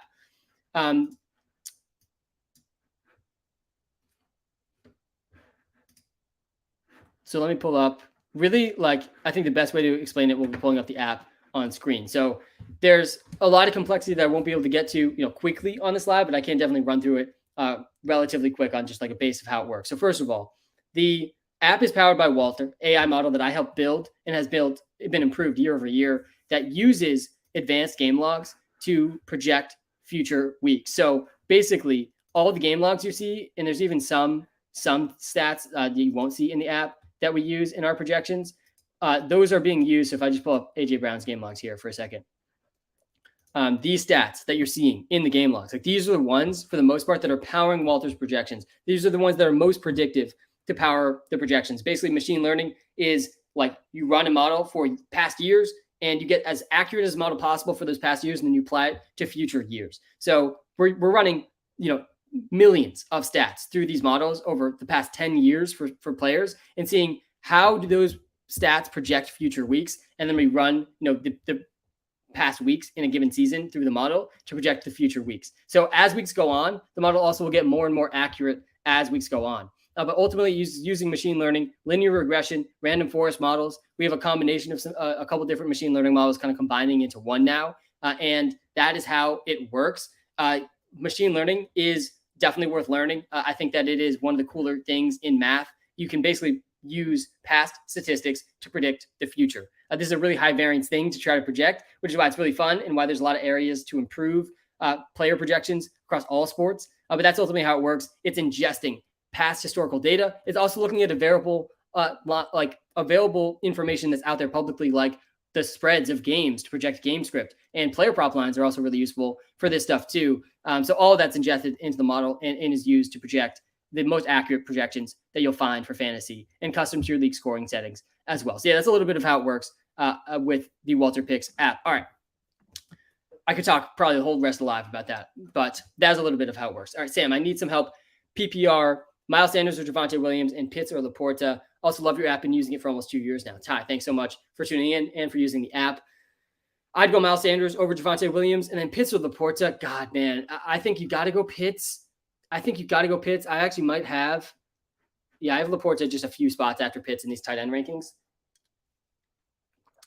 It is pretty close, but you got to go Pitts, man. And the thing with Pitts too, I'm pretty sure if I pull this up quickly, Kyle Pitts was near the top in air yards for tight ends again in week 1. Yeah, Kyle Pitts, he had the 7th most air yards. But guys, Kyle Pitts had 83% of the air yards for the Falcons in week 1. He was the only player basically that saw targets on the field for the Falcons in week 1.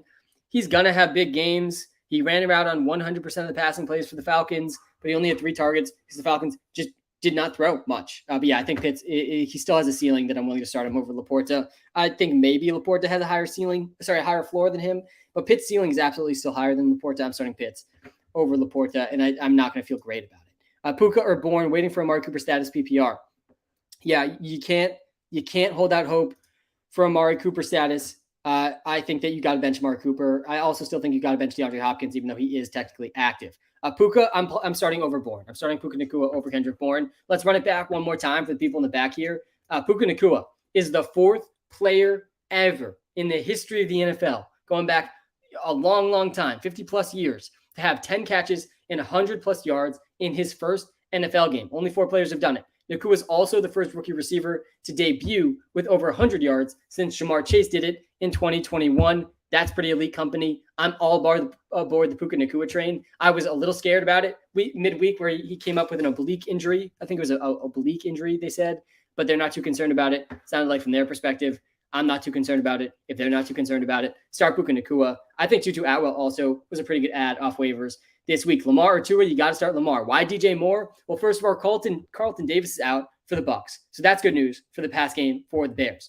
But also, really my take on DJ Moore, it's less about like in-depth analysis and numbers, like a lot of my analysis is. And the DJ Moore thing is really just take a step back and from a macro view for the Bears, they have to force the ball to DJ Moore in this game, right? They can't look at last game with only 2 targets for DJ Moore and feel good about that and try to justify having DJ Moore in this team with only 2 targets. I think he gets closer to the 10 target number this game, and I think he has a much better game this week against the Bucs. I don't think the Bears match up well against the Tampa Bay Buccaneers. Like I'm taking the Bucs, I think, against the spread. I think in this one, I forget what the spread was. I took a lot of underdogs actually against the spread, so I could be wrong about that. But the defensive line for the Bucs is going to obliterate the offensive line for the Bears. But yeah, I still think DJ Moore has a big game, and he's a top 20 receiver for me this week in PPR leagues. Good morning, Sam. Start 1. Puka Nacua, Brian Robinson, or Romeo Doubs. PPR, thanks, Slime. All right. I got my wide receiver rings up here on the screen. Let me actually look into these a little bit further. So yeah, I have Puka Nacua ranked 29th. I have Romeo Doubs ranked 28th in PPR formats. I like Doubs just a little bit more than Puka Nacua this week with Christian Watson and Aaron Jones out. Like Doubs is the clear top option for the Packers. I know Nacua is exciting coming off a 15 target, 10 catch, 100+ yard game as a rookie. I get it.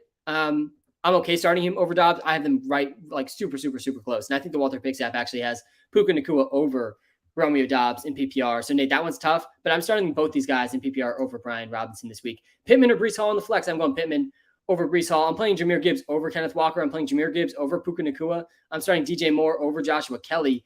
Monty or White half PPR. I'm going, God, in half PPR, it's definitely much, much closer. If this is full PPR, I'm going Rachaad White, I think. Half PPR, though, I'm okay going David Montgomery in this one. He definitely has another good week, good chance to start. Good chance for David Montgomery to score a touchdown again this week. All right, good morning, Sam. Back on the live for some help for another week. Start one, Connor, Pierce, or Javonte. Yeah, guys, we're benching Dameon Pierce. Again, I'm live on TikTok and YouTube right now.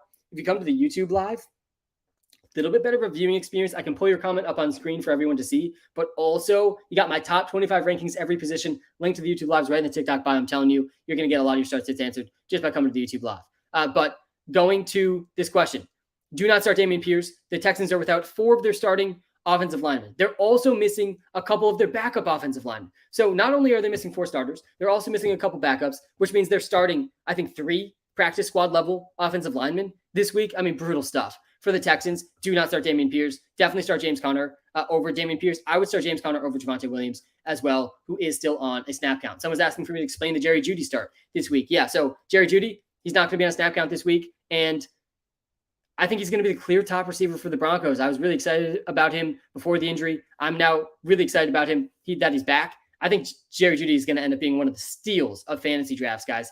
People were panicked about this injury, and he ended up missing 1 week. Really not that bad for Jerry Jeudy. All right, good morning, Sam. 14-man PPR league, Kirk or London at flex. Drake London is going to be such a headache in fantasy football this year. Much worse a week to start out than I expected last week for Drake London. I still think Drake London is going to have big games. Obviously, a bad start for Christian Kirk too, but I'm going Christian Kirk over Drake London in PPR in the flex. All right, should I start Jeudy or Kelly or Flowers? Yeah, so I think I have, let's do this one actually on screen here on the YouTube live. Another reason the YouTube live is a little bit better of a viewing experience is I can share my screen on the YouTube live to the game logs and comparisons of some of these start sits, like right on the screen for everyone to see. Again, another reason, go to the TikTok bio, go to the YouTube live if you're watching live on TikTok. All right, Jeudy. Let's compare Jeudy. Let's compare Kelly. And let's compare Flowers. I have a feeling the floor is probably going to be the best for Kelly. And yeah, Josh Kelly pops here in the PPR projections. Jerry Jeudy has by far the highest ceiling, though. Oh, man, I think Josh Kelly's okay to go with here as the safe play, and Judy's fine to go with the ceiling play. I still think Zay Flowers, he can be for sure considered too. So Jeudy has a higher ceiling, but Zay Flowers actually has the better projection. So maybe it actually is between Kelly and Flowers. These ones are close. Yeah, I have Zay Flowers ahead of Jeudy actually also in these rankings. So yeah, I'd go Zay Flowers over Kelly personally. I'm shooting for the ceiling when it comes to ceiling floor decisions. But if you want to lock in the safer floor, Kelly's got a really safe floor, guys. There's no Austin Eckler in this game. Even with Austin Eckler, Josh Kelly saw 16 carries last week. It's not a good matchup for Josh Kelly. Titans defense is good against the run, but the volume's locked in there. So yeah, I personally would play Zay Flowers over Josh Kelly, but I don't think you're crazy for starting Josh Kelly over Zay Flowers. And I think he's actually the safer play. Jeudy or Brown? I'm going Jeudy over Marquise Brown. Brian Robinson, Zay Jones, Jahan Dotson or Kendrick Bourne, PPR. Yeah, I'm going Dotson. I would play Jahan Dotson over Brian Robinson in PPR. I'd play him over Zay Jones in PPR. I'm playing over Kendrick Bourne in PPR as well. Happy Sunday. Ryan, happy Sunday to you. Shout out to you for giving the WalterPicks app a 5-star review in the iOS and Android app store. And appreciate you just doing the comparison in the app to begin with. I try to get to as many start sets as I can on these live streams, and I'm not going to get to all of them. That's just the reality. I can't get to all of them. I appreciate all of you that are in here. I'm going to get to as many as I can, but also I helped build the WalterPicks app that can answer every start sit decision possible, custom to your league scoring settings too. It's free to download and try in the iOS and Android app stores. Link is in the YouTube description. Link is in the TikTok bio for the app. Anyways, Mike Evans or Zay Flowers. Year 3 with the app incoming. Wow, appreciate that, Ryan. Again, everyone that's had the app for a couple of years, it's just improved so much year over year. It's so exciting to see. But yeah, I personally am going Zay Flowers over Mike Evans. I'm pretty nervous, like overall, about Mike Evans and Chris Godwin with the run percentage for the Bucs in that first game. They really might not be as pass heavy, even close to as pass heavy as they've been in the past. And I'm nervous for what that might mean for Mike Evans and Chris Godwin. I like Zay Flowers more than Mike Evans, and I like Zay Flowers more than Chris Godwin this week. What's going on, Sam? 3rd-year WalterPicks user. Who you taking, Kelly or Breece Hall? Yeah, Paulo. This one, honestly, like it hurts my heart a little bit to tell you to start Josh Kelly over Breece Hall, because the Breece Hall thing has been an enigma for me all draft season. Once they signed Dalvin Cook, I was all aboard the Breece Hall train. I'm generally like on board with buying injury discounts for guys that are entering the season, recovering and fully healthy.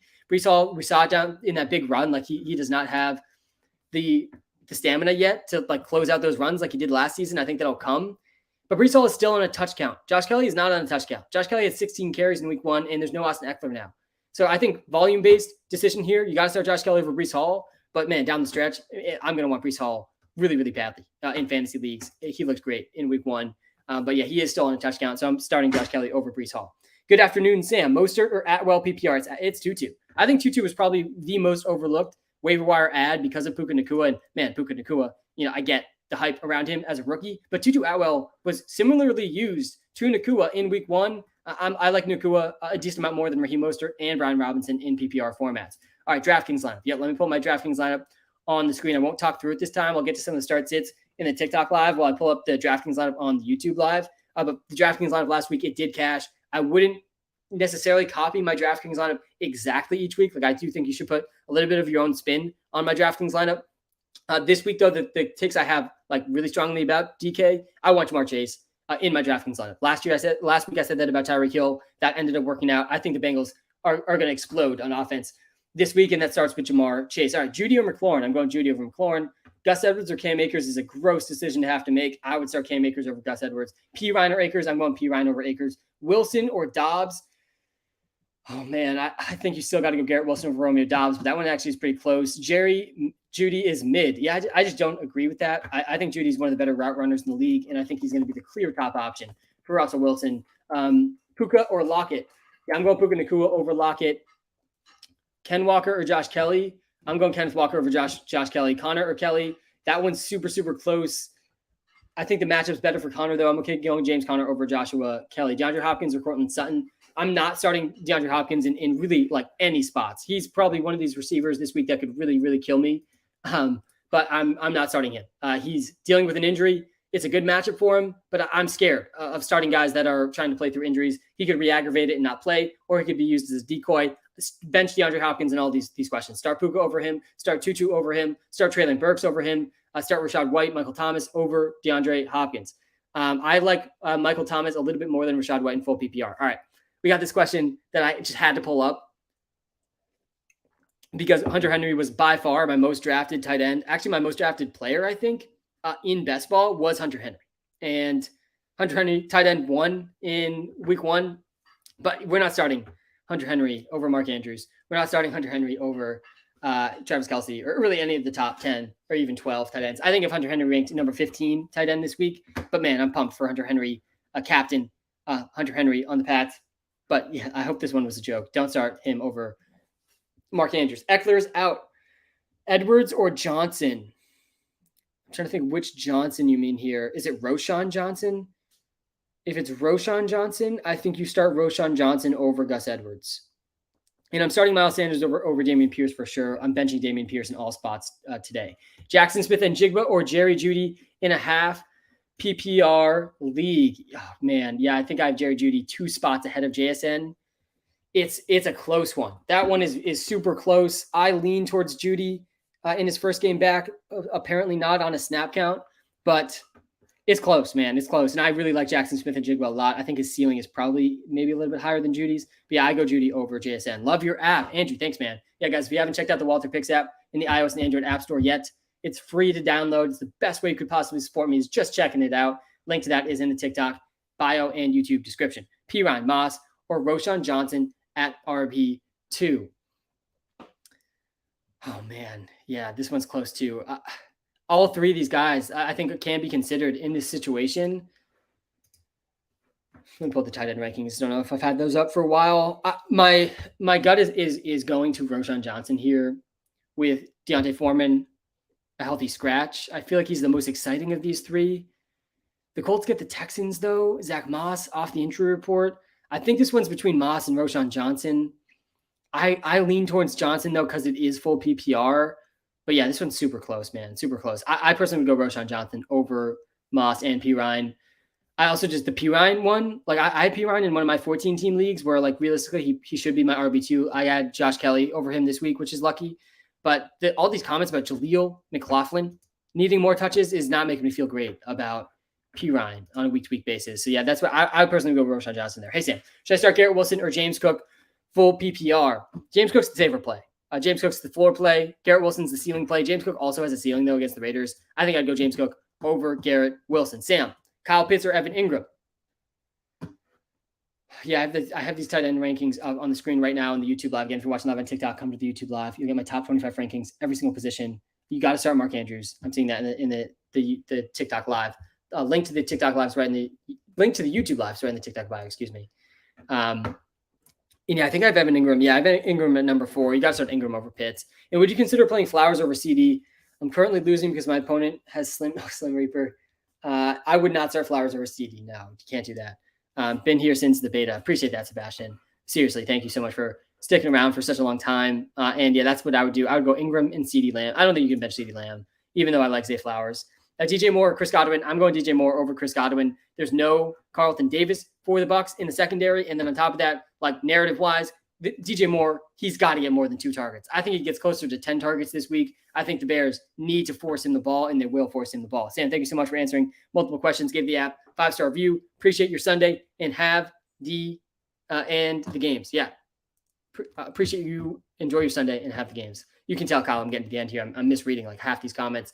But Kylo, appreciate you as well, man. Have a great Sunday. Hey, Sam, should I start Fields or Trevor Lawrence this week? Hey, that guy, cheese on YouTube. Love some of these usernames on TikTok and YouTube. Always gives me a chuckle. And we had this one earlier too. And I think this is a reasonable question to be asking. Like Justin Fields is a guy that I like starting in fantasy. The rushing was pretty intriguing and good for Justin Fields in week 1. But I'm not starting him over Joe Burrow. I'm not starting him over Justin Herbert. And I'm not starting Justin Fields over Trevor Lawrence this week. I'm starting T-Law over Fields. I think the floor and ceiling is just a little bit better, even though the rushing's not there for him. PPR starts it, Kmet or Hunter Henry. I think I have Kmet just a little ahead of Hunter Henry. I'm not sure how good I really feel about that with Hunter Henry's usage. Let's actually pull this one up in the WalterPicks app here. We can add this to the stream. I know some of these tight end decisions can get pretty tough. All right, let's pull up tight ends here. PPR, you said. And we're going to go with Kmet is tight end 13. Hunter Henry's down here at tight end 19. Walter's pretty down on Hunter Henry, which I think is a tiny bit surprising. Hunter Henry, tight end 1 in week 1. He played 78% of the snaps, 6 targets. But Cole Kmet also, I think, had pretty good usage in week 1. Yeah, 99% of the snaps. He saw 7 targets. So, yeah, you got to go Kmet. You got to go Kmet over Hunter Henry, I think, in week 2, even though Hunter Henry coming off a pretty solid game. Really, the difference, though, is just the touchdown, I guess, for Hunter Henry. Michael Thomas, Puka, Treylon Burks, pick 2. Yeah, this one's close. This one's super close. I like all 3 of these guys today. I really like Treylon Burks a decent amount today. Let me pull up my wide receiver rankings here to help answer this one. I have a feeling my answer is going to be Burks and Puka, or Burks and Michael Thomas. I don't see the scoring settings here for this one.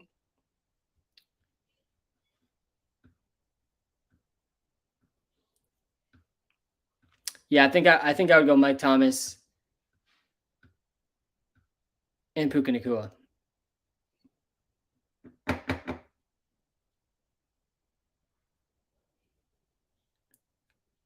Scratch that. I would go Michael Thomas and Treylon Burks here over Puka Nacua. This one's close, super close. But yeah, I have both those guys ahead of my rankings. I'd go Michael Thomas and Treylon Burks over Puka Nacua in full PPR. Sam the man, 3rd year of using Walter, watching the lives and following your journey. Thanks, man, Luke. I appreciate you so much. Khalil Herbert or Kyron Williams, full PPR, 100-yard, 5-point bonus. Wow, that's a big bonus for the 100-yard games. Yeah, we're nervous about Herbert's workload. I get that. Kyron Williams against the 49ers, though, I wouldn't feel great about that one either. Both these guys have tough defense matchups today. Khalil Herbert gets the Bucs, pretty good defensive line. Kyron Williams, he gets the 49ers, also a really good defensive line. I would lean Khalil Herbert. I agree with Walter on this one. I don't feel great either way, honestly. I don't think either of these guys is likely to get 100 yards, but I think Herbert's probably the better bet. So yeah, I would go with Khalil Herbert. Nico Collins or Romeo Doubs. Yeah, if I pull up my wide receiver rankings here, there are in the bottom of the YouTube live. Again, if you're watching live on TikTok, come to the YouTube live. Link is right in the TikTok bio. Get my top 25 rankings every position for free right on the screen. I'm telling you, it's going to answer a lot of your start sit questions. And yeah, I have Nico Collins and Romeo Doubs, I think, outside. I think they're both outside the top 25. for me. Both are good options. Nico Collins looked great. He looked great in week 1 for sure. And not a terrible matchup for him this week against the Colts.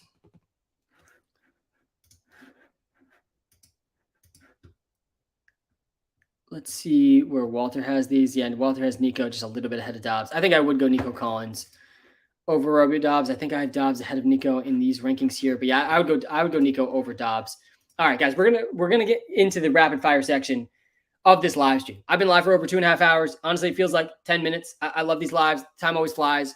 We are less than an hour away from kickoff. Let me just run through some of the key things you need to know if you're just waking up today. First of all, Mark Andrews, Travis Kelce, they are both active. Some of the little bit of surprising injury news that maybe doesn't impact a lot of you, but I think is still worth calling out. Clyde Edwards-Helaire, he was expected to be inactive. He is active. Also, Roschon Johnson and Khalil Herbert, they do get a little bit of a boost with Deontay Foreman, a healthy scratch this week. Cordell Patterson was expected to return. He was off the injury report. He's a healthy scratch this week too. That's good news for Tyler Allgeier, and it is good news for Bijan Robinson. Guys, that just got a report too. Amari Cooper is unlikely to play on Monday. This is the way I've been leaning on this live this whole time. So glad that I was leaning the correct way this week on that. But Amari Cooper, you cannot trust him this week. He plays Monday. He's questionable. He's on the wrong side of questionable with a groin injury that he re-aggravated yesterday. Get Amari Cooper out of your starting lineups. DeAndre Hopkins, he is playing, but he is playing through an injury, and I would bench DeAndre Hopkins in almost all spots this week as well. Good morning, Sam. Dameon Pierce or Judy? I don't want anything to do with Dameon Pierce because his offensive line is made up of practice squad players. Start Jerry Judy over Dameon Pierce in all scoring settings. I'm starting Pat Freiermuth over Hunter Henry with no Deontay Johnson. I think Muth is going to see an even bigger workload. I'm okay going with Muth over Hunter Henry. Hey, Sam, thanks for the help last week. I got you, Michael. Rank them. Zay Flowers, Josh Kelly, Rashad White, Elijah Moore if Amari Cooper doesn't play. Yeah, so I think we can assume, operate under the assumption Amari Cooper's not playing. With that context, yeah, I would go Zay Flowers. I think if this is, I don't see the scoring settings here. If this is PPR, I think I would go Zay, then Elijah. I think I have Rashad White. These guys are all pretty close. Yeah, I do have Rashad White one spot ahead of Josh Kelly. So yeah, I think maybe it would even go Zay, Rashad White, Elijah Moore, Josh Kelly, or Zay, Elijah Moore, Rashad White, Josh Kelly. Did I say the same thing twice? It's either Zay, then Rashad, or Zay, then Elijah. That's how I would rank these guys. And I think Josh Kelly's last here among these guys. Okay.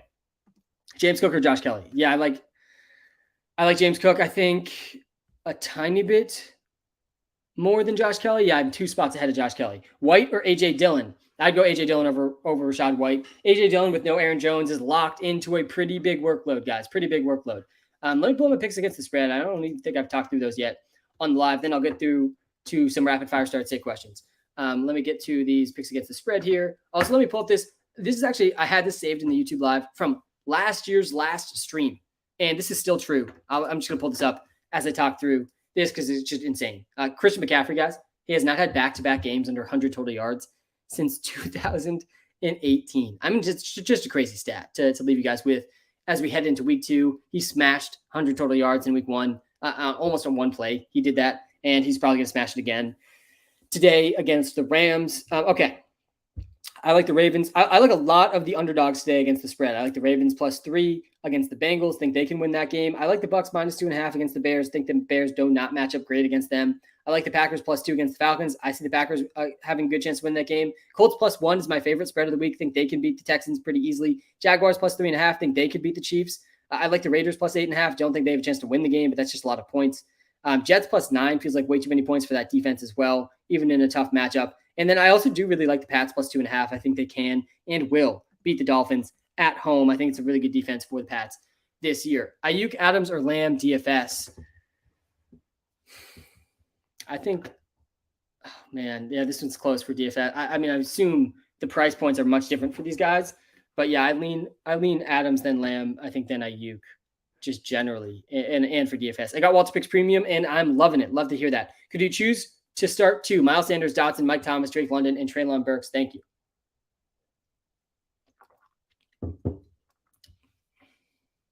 Definitely you can remove Drake London from consideration here. We're going to want to see a little bit more consistency from him before starting him over any of these guys. I think Miles Sanders is a decent option here. His usage was pretty good in week 1. And I'm pretty sure I have Treylon Burks ahead of all these guys. Yeah, I think Treylon Burks and Miles Sanders are the answers here. I think Mike Thomas and Dotson are both also good options. I think I have Dotson even maybe one spot ahead or a couple spots ahead of Michael Thomas, who I also like. But yeah, I'm okay going with Treylon Burks and with Miles Sanders in this one. Najee or Tutu? God, man, here we are in week 2 with Najee. I've seen Najee and Kyron Williams. I've seen Najee and Tutu. I'm okay with Tutu over Najee if it's PPR. We're down bad with Najee if you have Najee, but I do expect better weeks from Najee. But yeah, still down pretty bad with him. Connor, Montgomery, Javonte, Waddle, and Flowers. 3 spots, 2 running backs, and 1 flex. Okay, 2 running backs here. I would bench Javonte Williams for these other 2 running backs, and then Waddle and Flowers. You got to go Waddle, I think, over Flowers. And then Tua or Daniel Jones. Oh, man, that one's tough, too. I would go Tua, though, over Daniel Jones. After that week 1 from Tua, tough to bench him. Day, man, great to see you in the live. Puka, Nico, Javonte, or DJ Moore at flex. I'm going DJ Moore over these guys, and I know he had much worse week 1 than all 3 of these guys, actually. But I really think he's going to bounce back against the Bucs. I think he's going to get many more targets than the 2 targets he had in week 1. I'm okay going DJ Moore there. Say Jones, Mooney, or Elijah Moore, and P. Ryan, Z-Moss, or Gus Edwards have PPR. Yeah, it's got to be Elijah Moore over Darnell Mooney for sure, and I think over Zay Jones as well. Amari Cooper's not going to play most likely this week. Then P. Ryan, Zach Moss, or Gus Edwards. I think I would probably go Zach Moss, then P. Ryan, then Gus Edwards, but that one's pretty close. Tutu or Moss, it's got to be Tutu over Moss. Is Travis Kelce going to get his full allotment of snaps, or is he limited? You got to start Travis Kelce. I think even if he doesn't, even if we see half of the Travis Kelce role from Travis Kelce this week, he's tight end 1 in projections. Like, Travis Kelce is an elite wide receiver 1 that you get to play in the tight end slot. Don't waste a week with Travis Kelce on your bench when he's playing. Start Travis Kelce. Same thing goes with Mark Andrews. Both those guys absolutely need to be started in all spots this week. Michael Thomas, Jerry Jeudy, Puka Nacua, Miles Sanders, Pickens, full PPR. You got to bench Pickens here. I know that Pickens, like, he's getting thrown into some of these start decisions because Deontay Johnson's out, but I really think that Calvin Austin, Allen Robinson, they're probably going to benefit the most from that injury, and Pickens is going to still see a similar role. I personally think I would go with Jerry Jeudy and probably Miles Sanders. I think Jeudy and Miles Sanders is safe here. All 3 of these wide receivers are pretty good options. Michael Thomas is honestly maybe the safest option of those 3 receivers. Jerry Jeudy, I think, has the highest ceiling. Miles Sanders is a good combo of ceiling and floor. Hey, Sam, glad to be back with you for year 3. Okay, Sutton or Hollywood for flex.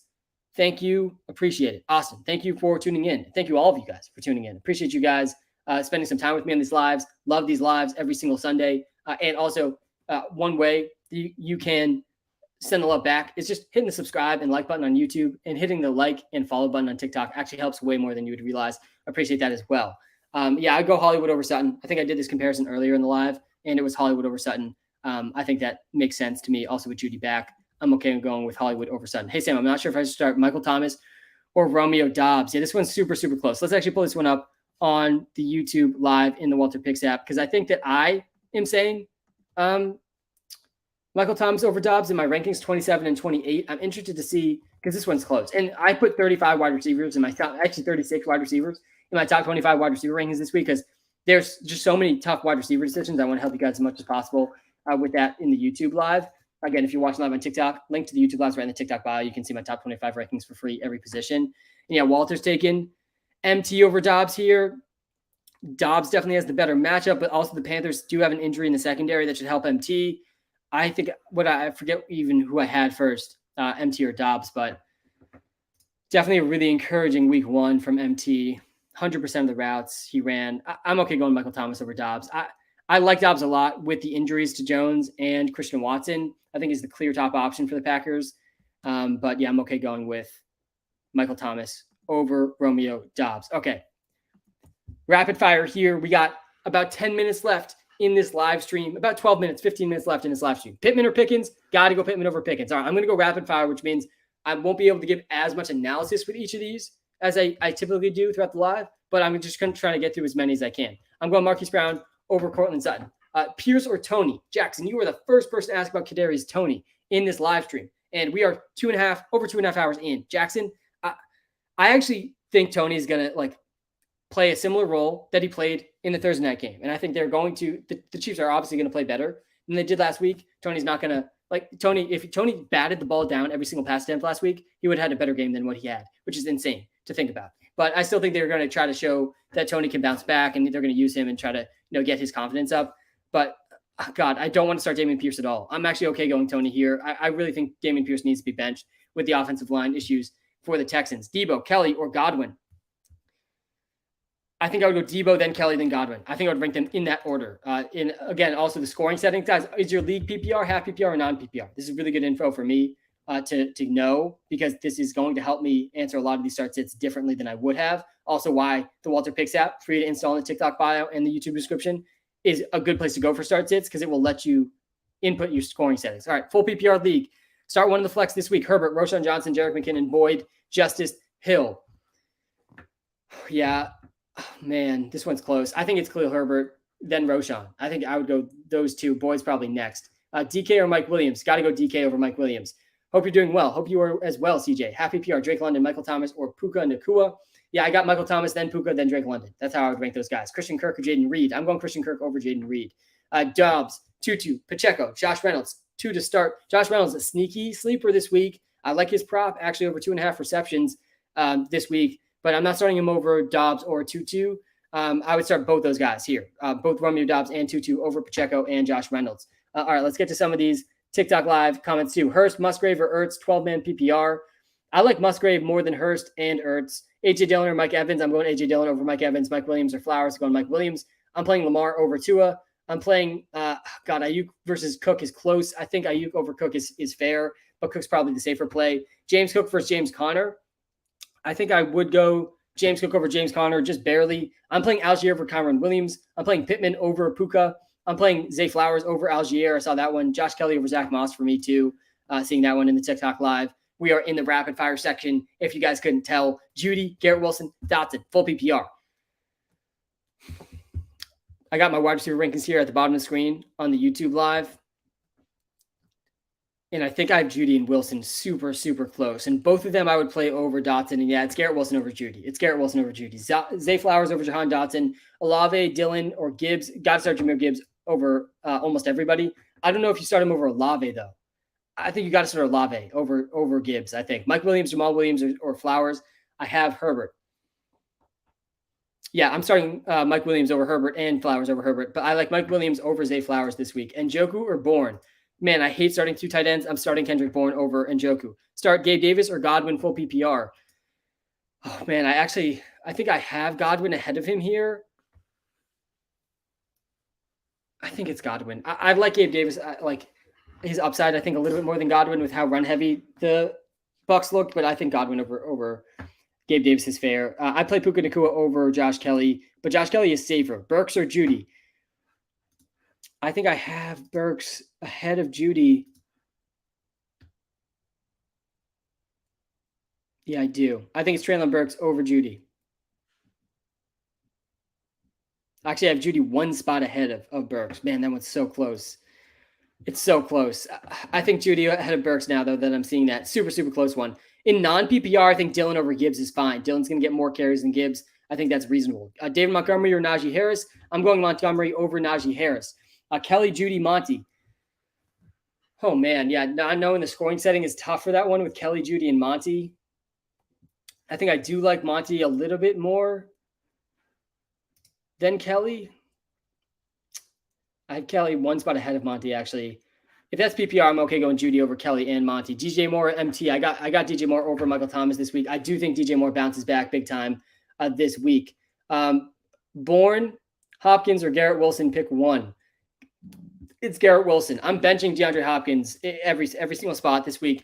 Nervous about that injury and how it's going to impact him. Daniel Jones or Anthony Richardson? I got A-Rich over Daniel Jones. I'll pull up my QB rankings on the YouTube live. Again, if you're watching live on TikTok, guys, come to the YouTube live. Link is right in the TikTok bio. I got my top 25 rankings, every position, scrolling at the bottom of the screen on the YouTube live. It's a better viewing experience, and just I can answer a lot of start-sit questions that I can't get to on the YouTube live. If you just come there, again, link is in the TikTok bio. If you are watching live on YouTube, guys, smash the subscribe button. Really do appreciate that. Okay, Michael Thomas. Sorry if I pulled a comment up at some point and didn't get to it, by the way. Michael Thomas, Jahan Dotson, or Josh Kelly? Yeah, again, scoring settings would be useful here. PPR, I'd lean towards Michael Thomas. Non-PPR, I'd lean towards Josh Kelly, Hopkins, Zay Jones, Dobbs, or Tutu, full PPR. Yeah, I would probably go Dobbs, then Tutu, then Zay, then Hopkins. I'd go Dobbs, then Tutu, then Zay Jones, then Hopkins. Mike Williams, Romeo Dobbs, Jaden Reed, or Tyler Lockett. Which two do I start? Mike Williams, I would definitely start here. And then Tyler Lockett versus Dobbs is definitely close. I'm not starting Jaden Reed over Romeo Dobbs. Absolutely not. And yeah, I think it's Lockett over Dobbs, but Dobbs is safer. I would say the ceiling is probably with Lockett, but the safe route is Romeo Dobbs. So Mike Williams and Romeo Dobbs for me in this one. Hey, Sam, hope you're having a great day. It's been a fantastic day. Really, really, really fun live stream. I'm happy that the internet held up unlike the Thursday night live. And man, we got football on our screens in like 30 minutes. Cannot wait. It's a great day. Great day to be live. A great day to be great. Hey, I have Cooper at my flex. Yeah, so Amari Cooper cannot be started. He's not going to play. He's almost definitely not going to play. He's on the wrong side of questionable.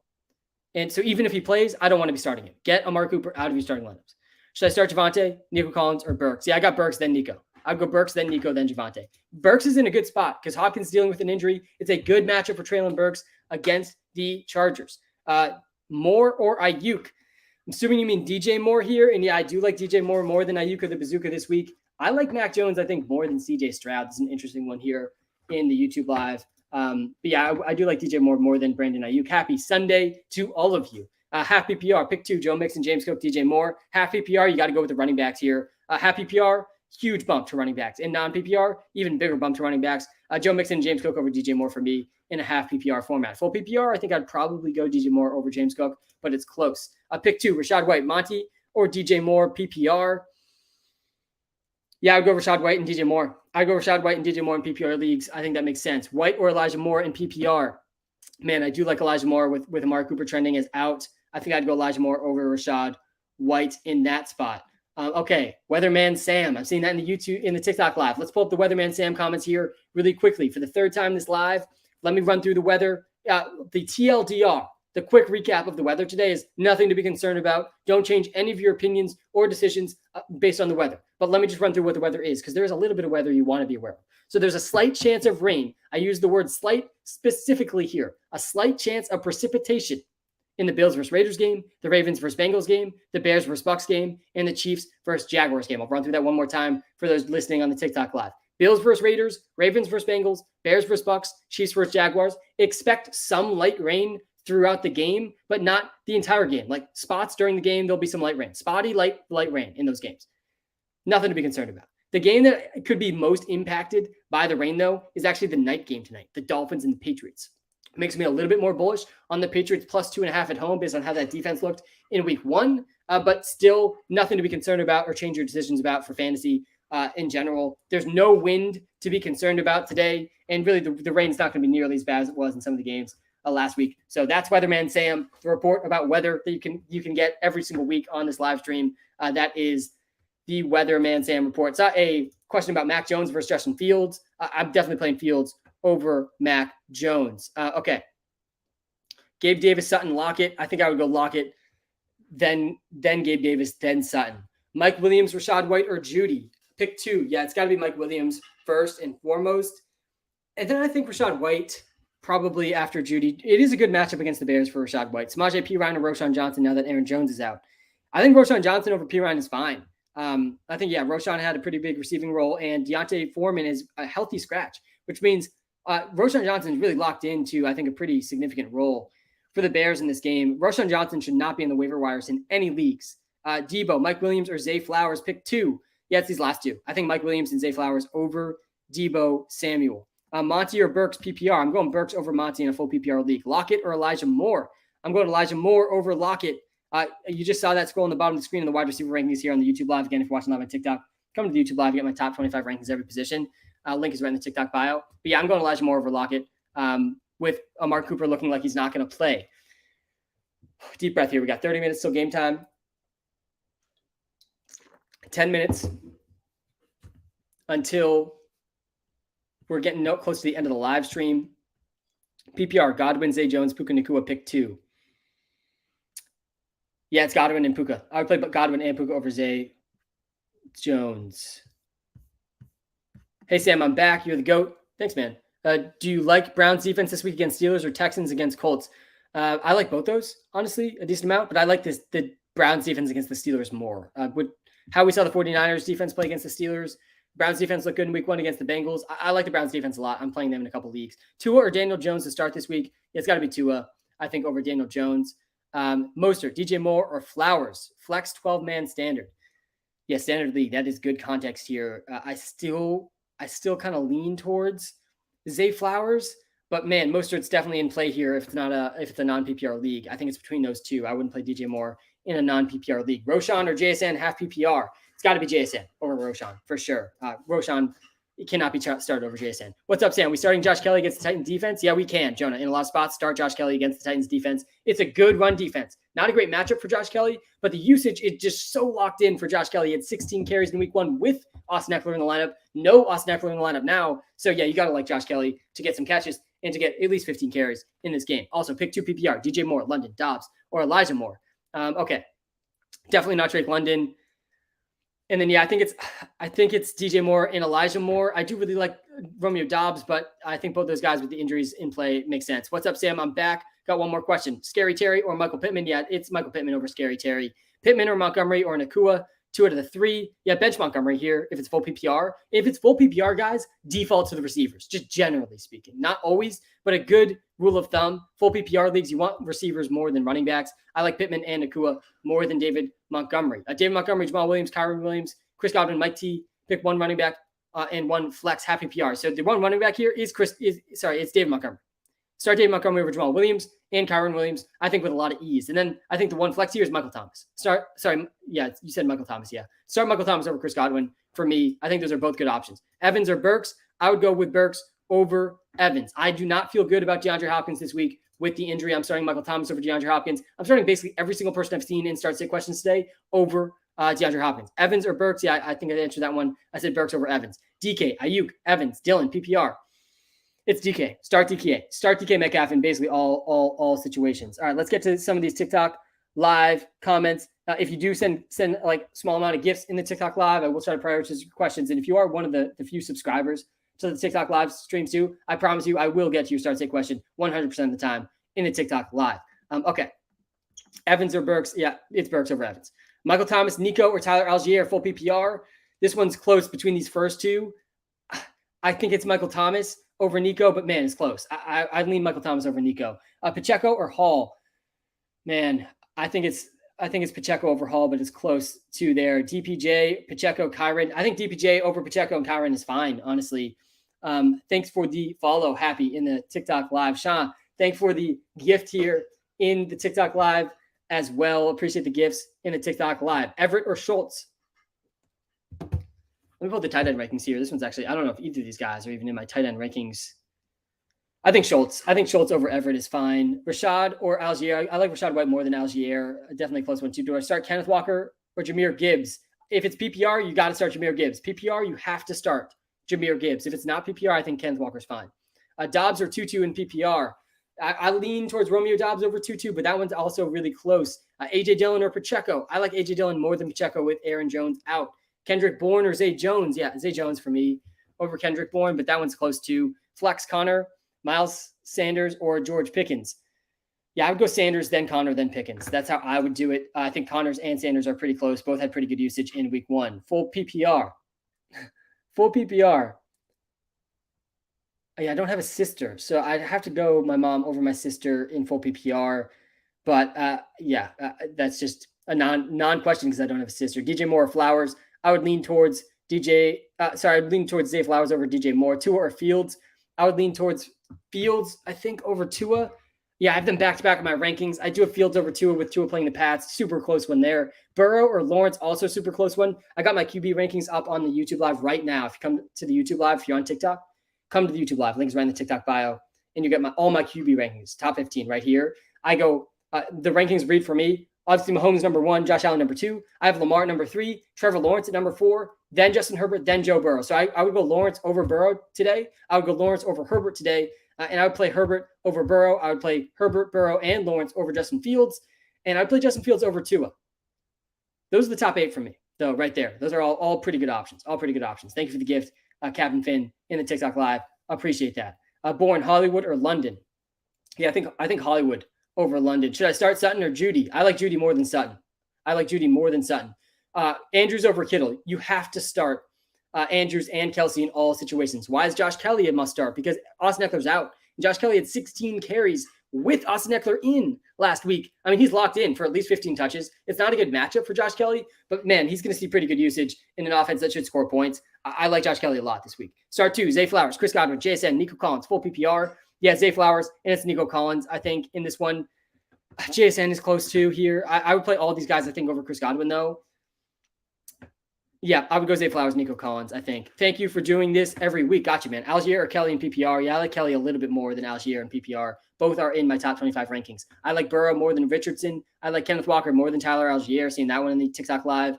Zay Flowers over Javonte Williams. For me, Gibbs, Stevenson, or James Cook need 2 for full PPR. Yeah, I think you got to bench James Cook in this one. I don't love benching James Cook in a full PPR league, but Gibbs and Stevenson are great options in full PPR formats. Geno or Watson? Yeah, I lean towards Deshaun Watson over Geno. I think I had the QB rankings up here. Yeah, I have Deshaun Watson at number 9, Geno at number 11. I know Amari Cooper's probably going to be out. That's not great for Geno Smith, but I still think it's fine. Okay. Looks like we're going to see a lot of blue masks from Lions fans today. That's going to be a real thing. John Mechie is going to play today. He missed his entire rookie season last year while battling leukemia. Really cool story with John Mechie. I actually think he's a really underrated receiver just in general, too. He was really, really good in college. Cool story for John Mechie. I hope to see him do well today. Tank Dell also, though, is an interesting sleeper today with an injury for the Texans. And I'm blanking on his name, the injured Texans receiver, but he actually had a pretty significant role in week 1. Who's out now? It's the former Noah Brown, the former Cowboys receiver. Jamal Williams, Miles Sanders, or Roshan Johnson. Got to be Miles Sanders over Jamal Williams and Roshan Johnson. I'm playing Romeo Doubs over Terry McLaurin this week. Burks versus DJ Moore is close. Let me put the wide receiver rankings and running back rankings here one more time as we go rapid fire. Guys, if you're watching live on TikTok, hit the follow button. I'm posting on weekly TikTok content that's going to help you out this season. If you're watching live on YouTube, smash the subscribe button so you don't miss these live streams and the weekly content we're posting on YouTube. Deep breath here. Got time for a couple more start sits. We're over 3 hours into the live stream. It's been a really, really fun one, guys. It's going to be a great Sunday. Sending good vibes to all of you guys. Seriously, thank you so much for tuning in. I love these Sunday morning lives. I'm blessed that I get to call this my job. Really, like true dream come true for me, and it's only possible because of all of you tuned in right now. What about Justice Hill? Yeah, so Justice Hill is a guy that I was excited about when the injury happened to Dobbins, but I just don't think I can start him this week. I don't feel great about him this week. I want to see exactly how those touches look. Debo or Hopkins? I'm benching Hopkins in almost all situations. It's a good matchup for Hopkins, but it's a bad injury situation for Hopkins, even though he is playing. I'm playing A.J. Dillon over Dameon Pierce with a lot of ease. All right, Jonah, I didn't forget about your question. I'm waiting for these wide receiver rankings to pop up here because I think this one's actually pretty close between Treylon Burks and between DJ Moore. And yeah, I do have DJ Moore 2 spots ahead of Treylon Burks. I'm okay going DJ Moore over Treylon Burks in a full PPR league. I like the Giants defense more than the Colts defense, but man, the Colts defense looking pretty good too with the offensive line situation for the Texans. But yeah, the Cardinals are just a complete dumpster fire. I'm okay going with that. Clay Thompson in the live. Shout out to you, Clay Thompson. Kenneth Walker or Ramondre Stevenson. Yeah, I'd go Ramondre over Kenneth. Dobbs, Judy, or Scary Terry, full PPR. Yeah, I think this one is Judy and then Dobbs and then Scary Terry in a full PPR league. I like Mike Williams more than Ayuk. I like Flowers more than Ayuk as well. I know Ayuk balled out last week. A.J. Dillon or Rashad White, 12-man full PPR. Yeah, it's A.J. Dillon. I think it's still got to be A.J. Dillon over Rashad White, even though it is a full PPR league. Freiermuth or Musgrave, +5 bonus for tight ends. Yeah, I do like Musgrave a lot. I think I do have Freiermuth still ahead of him. I do. Yeah, it's close. But yeah, I think Freiermuth with Deontay out should get a decent boost. Judy or Kelly? I like Judy more than Kelly. Nacua or Kelly at flex? I'm okay going Nacua over Kelly in PPR. In PPR, I'm okay going receivers over Joshua Kelly in the flex. In non-PPR, though, you got to go Josh Kelly. Tutu or Gabe? Man, I think I like Tutu more than Gabe. It's close. I actually have that same decision in one of my leagues. I think I have Gabe in there now. That's a really close one. Let's actually, on the YouTube live, let me just pull up one of these last comparisons here because I know I have to make the same decision for myself in like 10 minutes. Tutu Atwell versus Gabe Davis. Oh, man, it's going to tell me Gabe. It's going to tell me Tutu, I think. It's Tutu Atwell. It's Tutu Atwell over Gabriel Davis.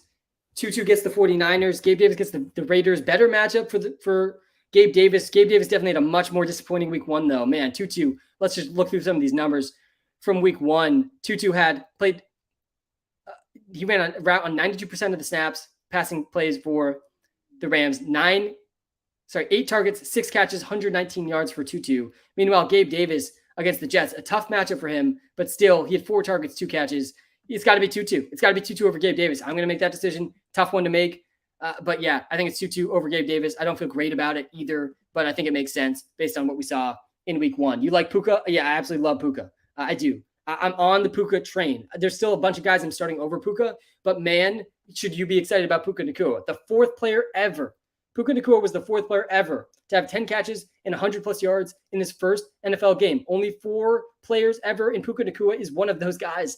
Another one of those guys that he's in company with is Jamar Chase, who's the last rookie wide receiver to debut with over 100 receiving yards. So, yeah, I'm pretty excited about Puka Nacua, and I think you should too. Hopkins isn't limited. Yeah, so I think he might be. I do. I'm pretty nervous about Hopkins. He's playing, but he didn't practice all week. So that is a sign that he is not 100% and he is limited. Captain Finn, thanks again for the gifts. Tyler Allgeier or Puka? Yeah, full PPR. I think I would go Puka over Tyler Allgeier. We got 3 minutes left. Sam, Miles Sanders, James Conner, Michael Thomas, Zay Jones, 1 running back, 1 receiver here. Yeah, I'd go Michael Thomas over Zay Jones, and I would go Miles Sanders over James Conner. Both those are super, super close. Montgomery or Burks? I'm going Montgomery over Burks, only in non-PPR leagues. In half PPR leagues, I'm okay going Monty over Burks as well. But in full PPR, I think you should play Traylon Burks over David Montgomery. Dylan, James Cook, Javonte Williams, Hopkins, start 1. And in non-PPR, Javonte Williams or Kelly. Non-PPR, I'm playing Josh Kelly over Javonte Williams for sure. PPR, Williams maybe gets a slight boost, but still I think I'd go Kelly. It's Kelly over Javonte Williams this week. And then A.J. Dillon has to be started in pretty much all spots. With Aaron Jones playing, he's locked into a huge role. Play A.J. Dillon for sure. And then, I think playing A.J. Dillon over James Cook is fine too, even though James Cook has a good matchup as well. Tutu or Dalvin. I'm playing Tutu over Dalvin. I'm playing Nico Collins over Cortland Sutton in PPR leagues. 5-star for the app. Love the app. Thanks, Zach. I appreciate that. Yeah, guys, if you haven't checked out the WalterPicks app yet in the iOS and Android app store, check it out. It's free to download in the TikTok bio, in the YouTube description. It is going to help you with all your start-sit decisions that I didn't get to. Dobbs or Gabe Davis? It's Dobbs over Gabe Davis for me this week. I like Judy more than Allgeier. I like JSN, I think, over Scary Terry this week. Guys, thank you so much for spending time on this live stream. Guys, time is the most valuable thing we have. Thank you so much for spending some time with me today. Again, if I didn't get to your start-sit question, check out the WalterPicks app in the iOS and Android app store. It is free to download. It is free to use for almost all of the features. And you can input your custom league settings and do start-sit comparisons in the WalterPicks app for free. Link to that's in the TikTok bio, in the Android app store as well, and it's in the YouTube description as well. Thank you so much for tuning in, guys. Good luck, everyone. Have a fantastic Sunday. I'll be back live again Thursday night.